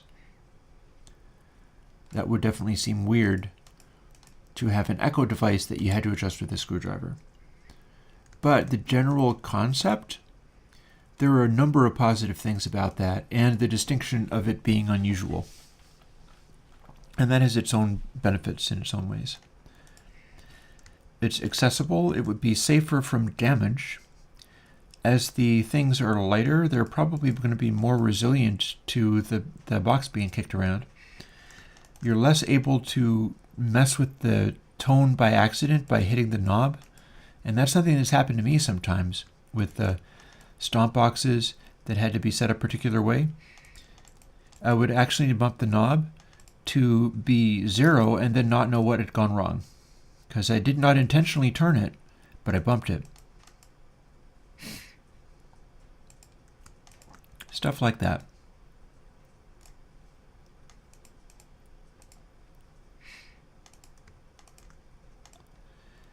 And another thing about that is that if you're doing it that way, the circuit boards can be a lot more dense. And by that I don't mean printed circuit boards. This stuff can be set up on perf board, still very solid, but you're doing it with point-to-point wiring rather than like etched printed circuit traces, which are more flimsy than point-to-point wiring. They can be more sturdy, but they're also more flimsy.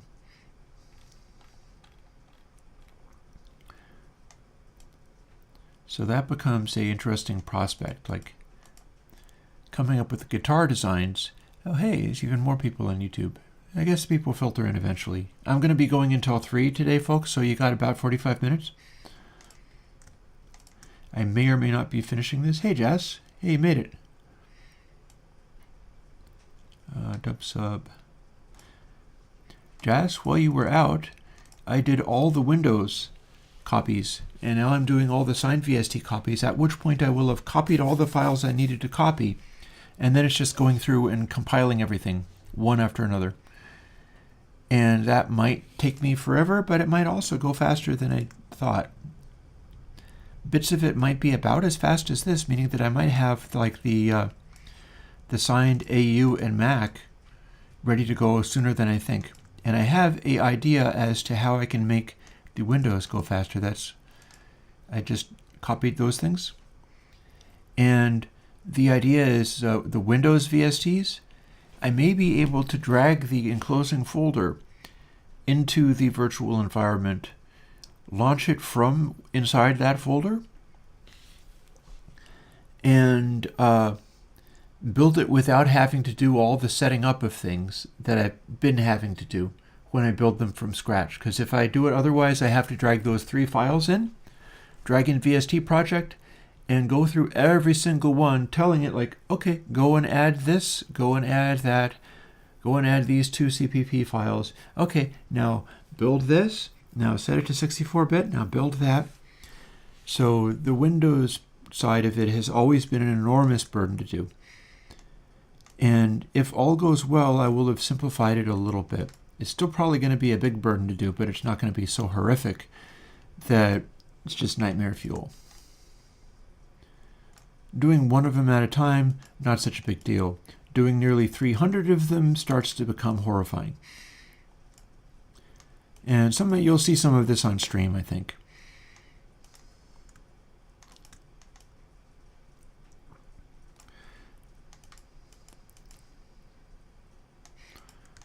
Pick the 2 in advance.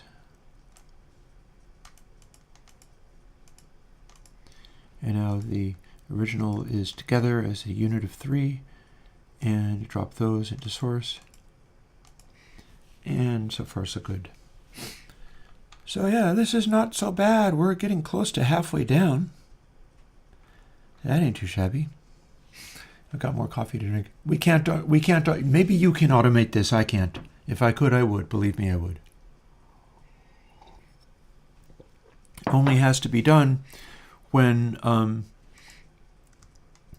I have all of the plugins to update, which is not an everyday thing. So usually when I've been in a situation like this, I've just suffered in silence. This time it's going to be part of my streaming because I'm streaming anyhow. And we'll just suffer through this until it's finished. I do have Terminal available. Some of this stuff I've done with Terminal scripting. A bunch of it, in fact. I copied all of these signed VST codes into this folder using a terminal script. So I am automating a bunch of things. That's how I got to having all of these piled up here ready to copy over into the correct places. I don't have the scripting skills to go like, okay, go through here, identify this bit, and stash it away in something, and then go into this folder and go into the subfolder with that bit, but then go into source and copy over this into the source folder inside the other folder of that. It would involve basically like grep searching stuff that's over my head at the moment. I'm not saying it's impossible to do, because it's absolutely possible to do. But I'm not smart enough to do that today.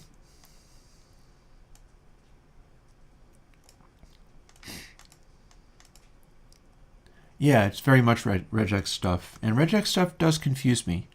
Not so much that I can't ever use it ever, but when we're talking about the substring replacement within other complicated things and stuff, that gets intense pretty quick.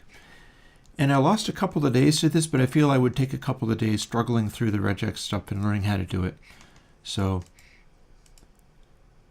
I used find and replace stuff for some of these things, but also the stuff that I'm doing with the find and replace is usually Text Wrangler or in modern machines BBEdit.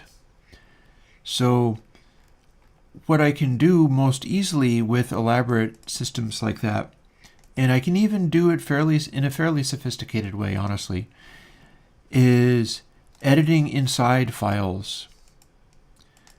BBEdit isn't going to let you move files. It's going to let you alter things inside files, and I've gotten a lot of good use out of that.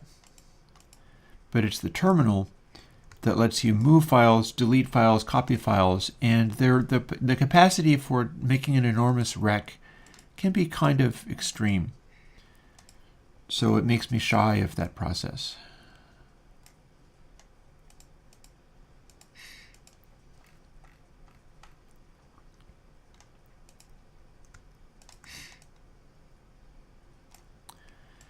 So when I'm shy of the process and it seems like I'll never be able to do that, however I'm going to do this, what you'll see and what you are seeing is me doing it anyway.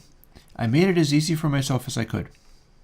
I looked up the thing which lets you open all of the subfolders in here, meaning that I don't have to go in and out of them and keep track of stuff. Instead, I've got all the subfolders opened, and then these internal subfolders are not. And that's as close as I have gotten to making it easy for myself. It's essentially the same process that I had earlier. Plus, if I drag this to the wrong place, I won't get this message. And if I'm used to hitting replace 3 times, and then all of a sudden it's not doing it, that's my tip off that I've just moved it to something wrong. And that saved my butt a couple of times. Whereas if I was doing a lot of terminal scripting, it's very easy to hose things in a pretty thorough way and maybe not even notice that you've done it. And I don't have the energy for that. I have a lot of energy for this. But what I've been doing is chatting away about everything that I'm going to be doing with Airwindows and ideas that I'm pitching and things that I'm interested in doing. I'm going to be making a post to Patreon on the back of that. And I've been talking through my plans for going forward. And that serves its own purpose. So it's like I said, it's like this is like me playing 100% Donkey Kong while talking about other things that I consider important.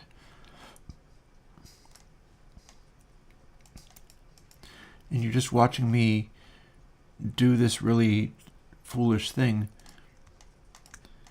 But it's also about giving me a space where I'm doing a bunch of mindless repetitive activity while thinking about where I'm going to take all of this. And I've been pitching some ideas. For a fair amount of time, I was pitching the ideas when there was like one person on Twitch who wasn't talking to me and nobody else. So it's on the stream. If you went and watched the stream, you'd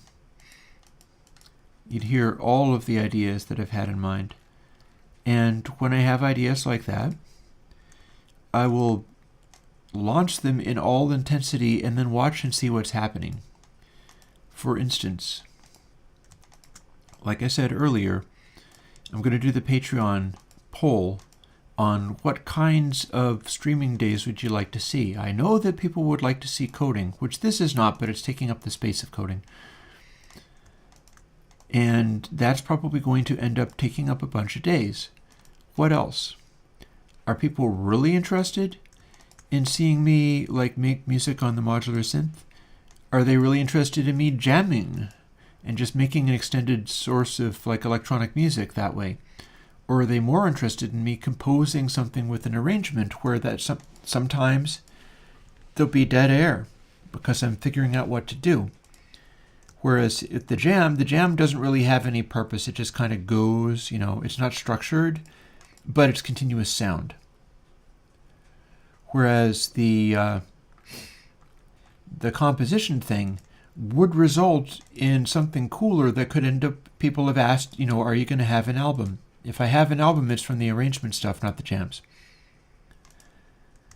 And the arrangement stuff is not developed yet, but I've been getting closer and closer to being able to do it.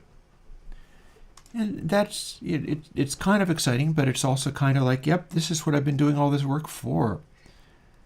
I'm doing this work for being able to get these results, because I know that certainly for me, but maybe for many people, like if I want this particular wonderful, amazing result, guess what? There's like months of grind in there as you learn how to do the thing that you want.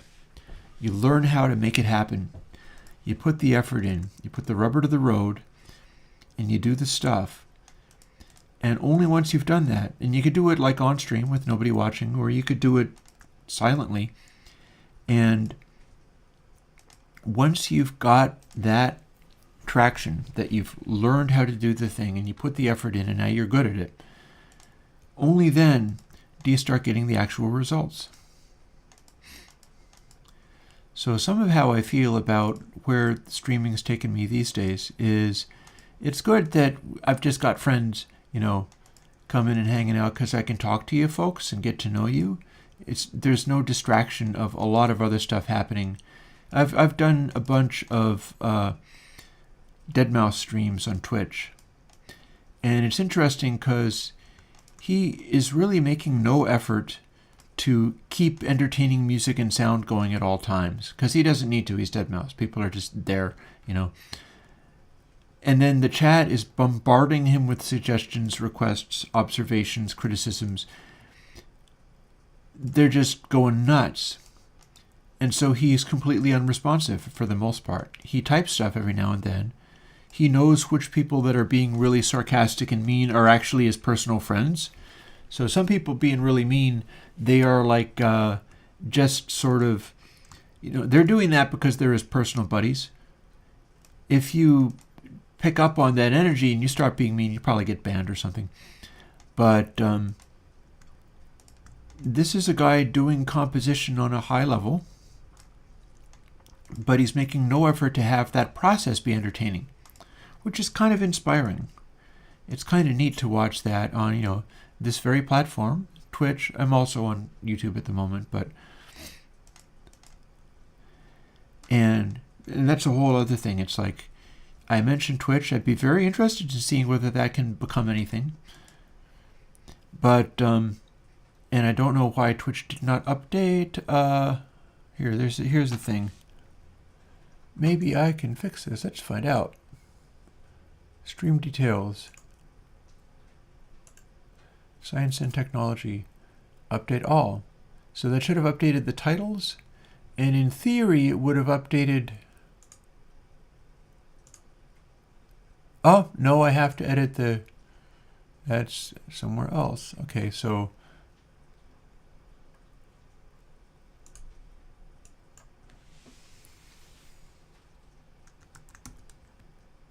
Oh, I'm using the wrong... Never mind.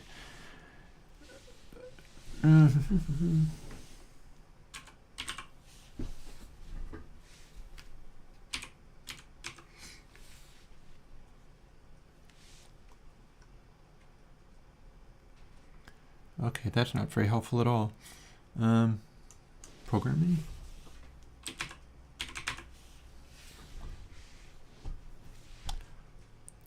Basic programming, progress game, repair programming, progress night, dream drop programmer, neo programs.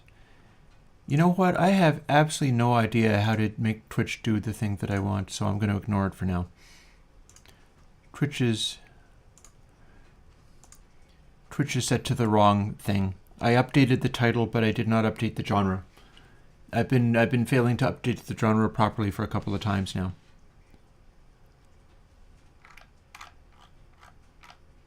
And we did something here, and we did something here. So I'm not going to worry about that today. I'll figure out how to do it tomorrow. How about? Rob Vandenberg says, I find it hard to keep up the energy for developing. I completely sympathize. I absolutely sympathize. For me, today, The challenge is keeping up the energy for this grueling refactoring, of which there's been days of setting it up to where I'm actually dropping the new files in place, at which point I'd only have to compile, which is also going to be fairly grueling. But the reason I'm able to do it is because I decided that I needed to, and I also know this isn't happening constantly. It's like this is doing a bunch of things that kind of needed doing for years. Not necessarily many years, but in some cases for years. And the idea is once I've done that, I don't have to sort of keep doing that even more. It's like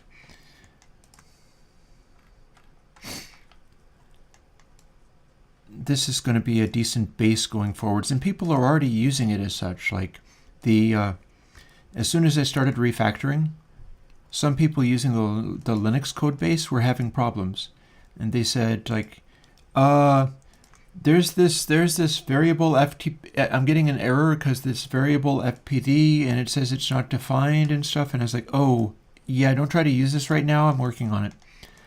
It was within a day. Within a day, people were trying to use what I had up on GitHub. And so when I changed it out from under them, making it break until I went through and refactored everything, people ended up kind of hosed. And that's another reason why I'm digging into the grind of making this update happen, whether it's comfortable or not. Knowing that there is a relevance to that process, that getting this stuff right does matter. There's people who are able to use this to build their own things, and that was always the intention. And in providing it, it's helped me do a number of things. It's helped me, again, like I was telling this to my significant other, it gives me a platform. I'm able to say, oh, hi, I've made a stomp box, and there's somebody, anybody, anywhere that's actually hearing the message of, oh, hi, I made a stomp box. Look, I have hardware now. Years of developing these things and making them be available means that I have a voice. If I was just starting out doing something with no establishing features in it, then I could do the thing. Maybe I'd do something that was really amazing, but nobody would ever hear it. So it's all about doing stuff and using the will to generosity, using the will to giving something nice to people. And then it doesn't have to only be a factor of, are they going to give you money for that particular thing? But, do enough people care about what you're doing that they'll hear you if you do something else or something related. Or the thing that you want to avoid is doing something like this and then changing things on people. Saying like, oh, guess what? You can't have this anymore because I'm taking it away and now you have to pay me. That's bad mojo doing that. I'm very unwilling to do that. And you can do that by neglect as well. In fact, that's normal. It's normal to build something like this and have it start to get exhausting because there's so much maintenance to do. And then stepping away, you burn out, you give up, and then you haven't updated all of your things. You're not keeping up with new developments. And, that's how code rots. That's how your thing winds up not being useful anymore, is if you hadn't done the work of maintaining. It's always very interesting how that works, because there's also situations. I was talking with Paul on the Surge Synthesizer forum, and he was like, yeah, do you know Cubase is only accepting VST3s on the Mac M1 going forward? And I'm like, yeah, which is why I need to support Clap, the new plugin format that's coming out. Because I'm not down with, there's going to be other things that have a license to support VST2 and your legacy stuff and things that are out there able to be used. But Steinberg has made it impossible for new people to come in building new things and target that as something to support. And that's planned obsolescence, and it's taking away things that people thought they could count on. I'm not down with that. So I have to come up with something else. And since I'm not able to develop a plugin format,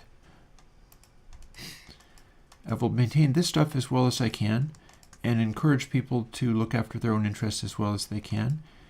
And if Steinberg is taking away my ability to target the world of like Windows and Linux and so on, I'll be looking into other formats like, yeah, you mentioned LV2, but I'm more interested in clap. I'm really more interested in clap. People are making a certain amount of noise, and I like the people who are on board with it. I have a somewhat positive feeling about it, and it kind of remains to be seen. I've already said that I would support it. And then my question becomes, is that actually going to be possible? Or another possibility is, I've got this code base of all of this stuff, yes. What if I took on the idea of doing stuff for specifically Juice, because there are people who know how to program things in Juice, and I have that one metering program which I was never able to make work for anything other than one little format. Everything else was broken and I didn't know how to make it work. So I can't use Juice yet. But I got one thing to work, and I've been putting that on my music stream so that I can see how I'm doing level-wise. And if I could learn how to do that, but then I could target clap as a output, then I'd be able to release to clap, and I'd be able to make plugins less frequently, probably, that had all the GUI stuff that people like, but not just GUI stuff that people like, GUI my way. Maybe I don't want you to have like a VU meter. Maybe I want you to have a little moving chart with interesting stuff in there that really tells you what you need to know, using an interesting visualization for things. There are ways that I can do that. I have some experience in doing that. I've done things like that before, back in the day when I was doing mastering tools, and that was a basic program that ran on like 68K max, or just about anyway. I'm able to do the GUI thing with the same degree of innovation that I do the featureless plugins thing. That is not outside of my skill set. Thing is, it's within a particularly tight confines of like what I'd choose to do and how I would be able to do it. I have a bunch of specific ideas, some of them from like gaming industry, like how you do various stuff, like make a nicely scrolling thing by blitting, so on. And yeah, I'm interested in that. I also have interest in keeping this going, but I feel as if, especially if the newest computers are so, and I have some concerns there as well. Like, I'm going to be using modern Mac laptops with M1 processors, and it's going to end up becoming, M1 is going to become my primary processor. I will eventually have a desktop that uses that as well, or it'll just be about having the laptop, and I won't end up with a desktop all the time. And apparently, I've been using Parallels for the other compiles and things like Windows and Linux. I dare say I could run this old laptop inside a virtual machine that was like running a Intel x86 Snow Leopard machine. I bet that's possible to do. I don't see why it wouldn't be. You'd run your virtual machine, and my retro stuff could be built in that. And I could also run the virtual machines for the other things, and they'd run a lot faster on a bigger machine rather than running the virtual machines on this antique. That would be very exciting. Unfortunately, I'm doing it in Parallels. And some of you might possibly have an idea as to what the problem is with that. Recent versions of Parallels are like subscription only, and they're doing a lot of the really toxic stuff that I just can't abide by, and I worry about that. It's like you wind up hooked to some kind of software developer because your process depends upon them, and then they're just sabotaging you left and right. I don't like cooperating with those things. So I'm a little nervous.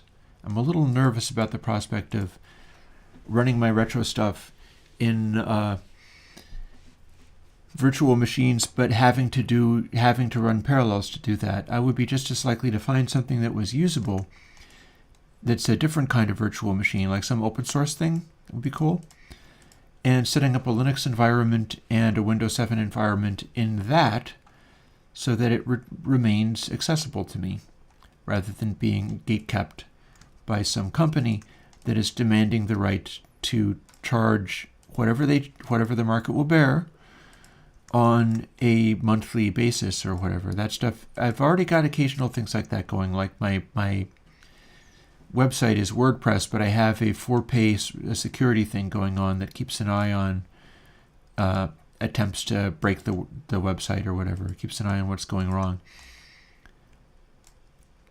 Also, I am paying for Restream to be able to stream to Twitch at a high quality. And if Twitch never picks off, I'm probably better off just abandoning that and going directly to YouTube. Because in order to stream 1080p through Restream, they charge you kind of a lot.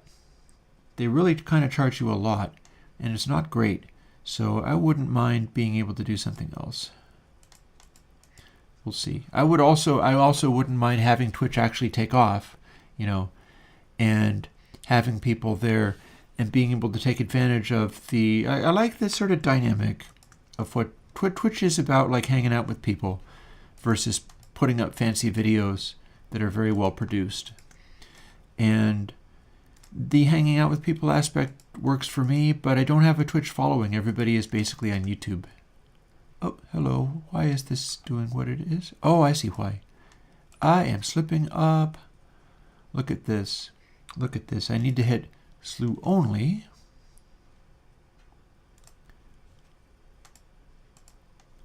And only then can I select the ones that go in slew and do them. Got there. Ooncast? Yeah, well, I mean, there's no reason that I should have to support Twitch over YouTube. And I like some things about YouTube as well. I have no objection to streaming to YouTube. I would like them better if they supported me. If they it's like, oh, hey, here's a new stream. Maybe you want to watch this, and put it into the rotation, catch on with the algorithm. Maybe that's even happening to some extent.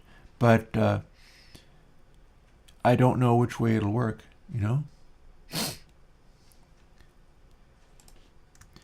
More will be revealed is the thing that I often say. Recovery talk, that. Let's see if I've got about 16 minutes left. I wonder if I can finish. We're going to dig in and scroll up and soft gate. Spatialize. I'll be rather excited if I can actually finish. That seems good. Spiral 2 comes before Spiral because got to select these as a package of 3 and drag them all over together. Faster that way. Likewise with Seriously.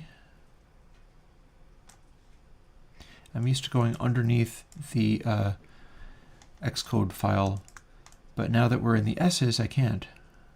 Seriously itself. There we go. Anytime it doesn't need me to hit replace, I know that it's gone wrong. Oh yeah, no, I mean, you need 20, 30 people to be watching to be on front page at all, and probably likewise for YouTube. So YouTube is not helping me at all. That's one of the reasons I'm curious as to whether Twitch would be able to do anything better for me, is because I'm simply not big enough for YouTube to care about or to catch on with any of their algorithms. So it's all just organic. It's all just, only people there are the people who've heard about me from what I actually do. These platforms, they ain't helping me. They are hindering me. They have the capacity to get in your way and actually not let people see your stuff if they feel that you're just, a bum who's in the way. Oh, with Owncast, you run your own Twitch? Indeed. that's the thing about platforms, is that there is a worthwhileness in piggybacking on a platform that's actually big. There's a number of reasons why that can be good. It just doesn't necessarily help you a lot.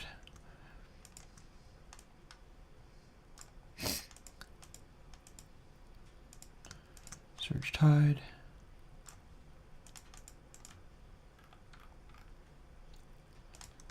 S as well.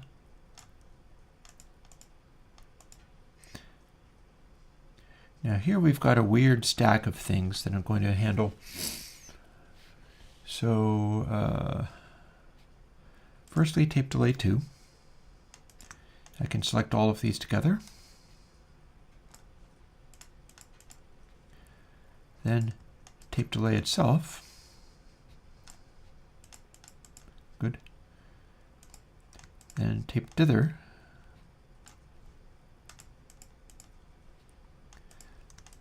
Then tape dust.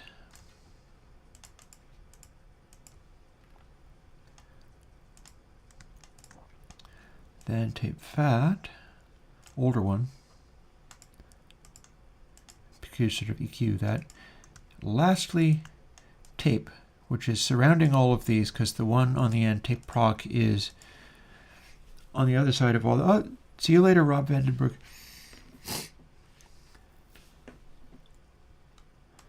Thunder.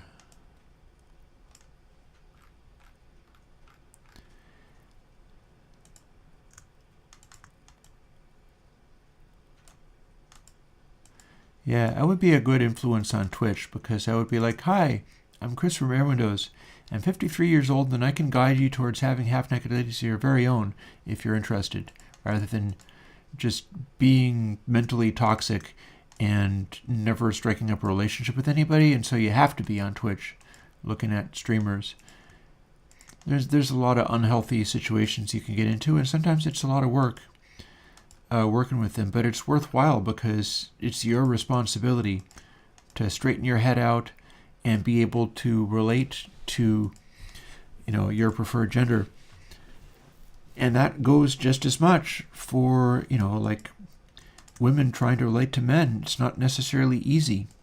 It's not necessarily straightforward.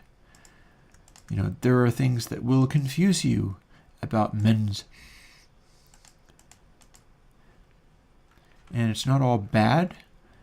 It's just, you will come up with, you will come up against the differences, whoever you are. That is just reality. It's always a matter of working with whatever it is, because you're not dealing with finding the matching person who is going to be another you. Even if you I basically manage that. The lady that I'm with, who's up in Canada, I'm going to be visiting her not too long from now, again, is in so many ways kind of like another me. She's not a programmer, but there are many, many similarities. But I'm a man, she's a woman. We don't think the same, and we do the best we can. Oh, and here's me doing the best I can by trying to learn how to do this properly. Let's try that again. There you go.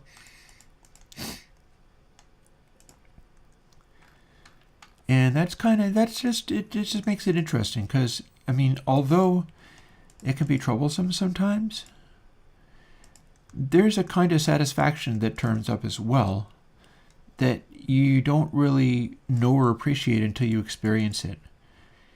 I still feel that this is part of why I have this burst of, creativity and energy now, and all of a sudden I'm streaming every day. All of a sudden I'm coming up with new versions of console. I've got all of this going on. I've got the undersampling. I've got the new way of dealing with, rather than doing oversampling, we do filtering at a higher sample rate. And all of these things kind of got inspired, not directly, but by me getting into a situation where I was, for the first time in my life, engaging in a healthy way with somebody in the zone that I was drawn to, and being a human being in all the extents that one can be, rather than getting stifled and spending a lot of my time just kind of trying to process how to feel about being stifled, because it messes with you.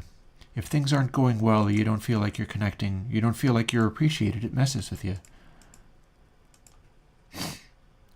And that's an ongoing struggle. It's an ongoing thing to work with, because you don't find the person that is like, oh, now I don't have to make any effort at all. Everything is fine because I found the perfect person who matches me, and therefore everything goes easy for me and I don't have to think about anybody else's point of view. It's never like that.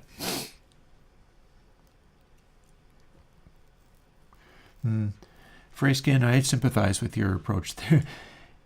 I wouldn't really want to deal with that as well. I'm not actually accessing Twitch in quite that way, so I don't experience that myself.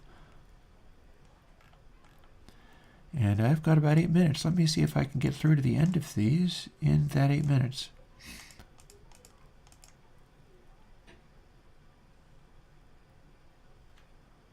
Where are we at? Final dither. That was a lot of work getting this one working. I feel it was worthwhile, but it was definitely a lot of work. It's interesting how these go, like, over and above whether they sound right.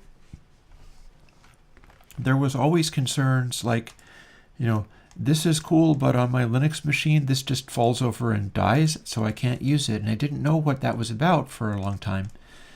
And then I found out it was about these random calls. And Jazz, actually, I think it was you that goaded me into doing this, which has been a problem in some ways, but wonderful in others. Like, I wasn't going to go through and do all the RANs. And you bugged me about doing the RANs, and then I decided, like, all right, I'll do the RANs, and it made everything be 5 times as much work. But now Linux is supported properly. And everybody else is also supported, even if their RAN calls don't block. It's going to be a lot more efficient, rather than those ones where, the ones that I did where they made so many RAND calls, and I didn't know at the time how inefficient that was. And so I'd have a plugin. It was a delightful plugin, but it was a dog on CPU, and it was not necessary. And I've been able to improve that. So I do have you to thank for that. Again, even though it has caused problems for me. I was supposed to be done by this. And the amount of extra effort that I'm putting in has been, it's been a source of awkwardness between me and my significant other, because, you know, if you're doing a entrepreneurship thing, you do still have to be a human being, or you will lose the aspect that is a human being and have only your entrepreneurship. And that is a high price to pay, arguably too high a price to pay. Because remember how I said that the experiences I've had have led to me being a little more inspired, a little more courageous. I'm trying new things. I think I'm doing better work.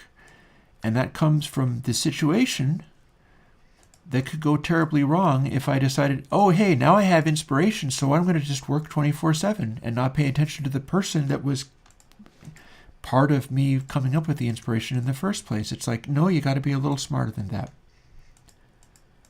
It's a matter of balance. It's a matter of self-care. And it's a matter of Z Lopez. We are absolutely going to be able to do this today. Watch me. And it's a matter of Z-Notch 2.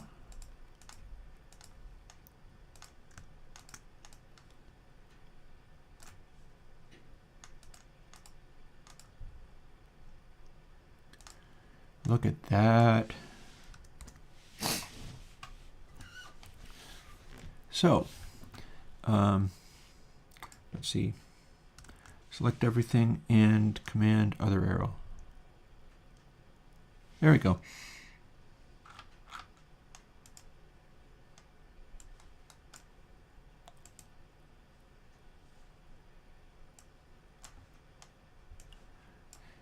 These are actually compiled. They're ready to go. I have to put them into their individual packages. These are up on the internet. If you download the VST collection, you get that. So I did the Linux VSTs first because with that random problem, I knew that they were suffering the most from the lack of this update.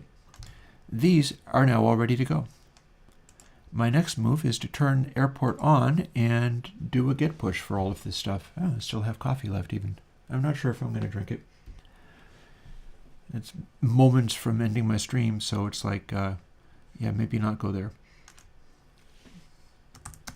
And here's how we do that. Go into the file.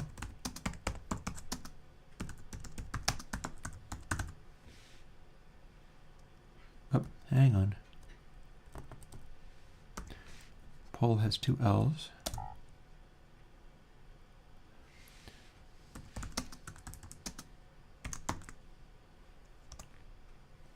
A lot to add there.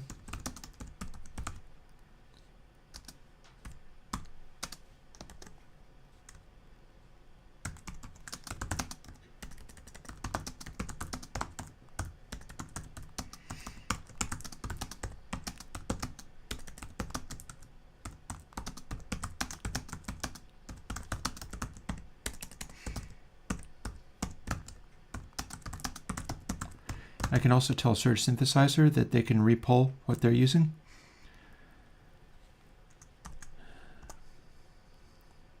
A lot of mode change, look at that.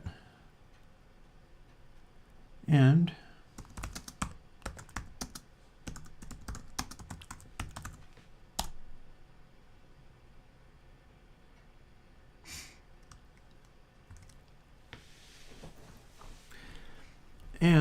before I stop streaming for the day, I'm going to do one other thing that you won't be able to see, but I'm going to do it anyway. We don't need these at the moment because those are for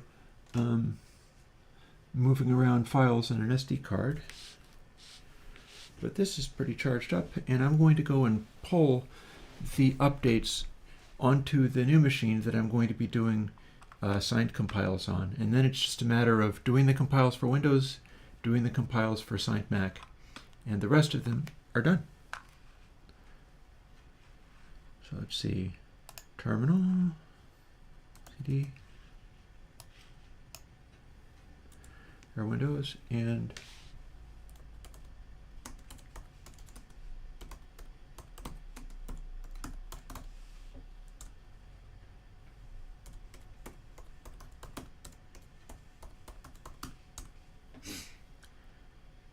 polling, bringing all this stuff, and we should be good. Here's the M1 box.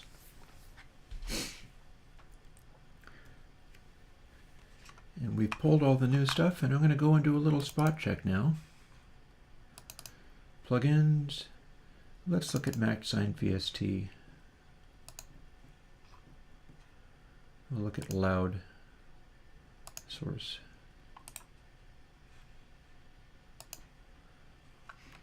We'll look at Loud Proc. Everything is double. There's a little funny spacing in here, but it doesn't seem to be causing any harm. We've got our 32-bit floating point dither, it's correct. And then in the end, we have our commented out 64-bit floating point dither. I'm going to call that successfully transpired.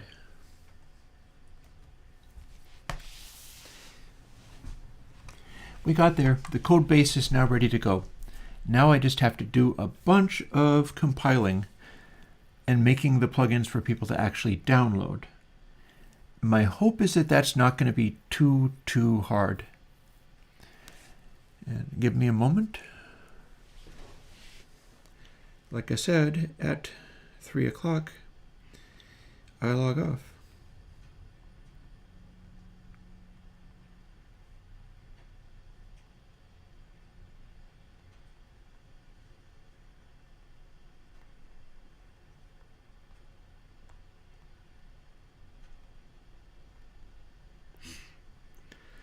So while it still says 3 o'clock p.m., I'm sending a little message, and I'm going to bid you folks good day.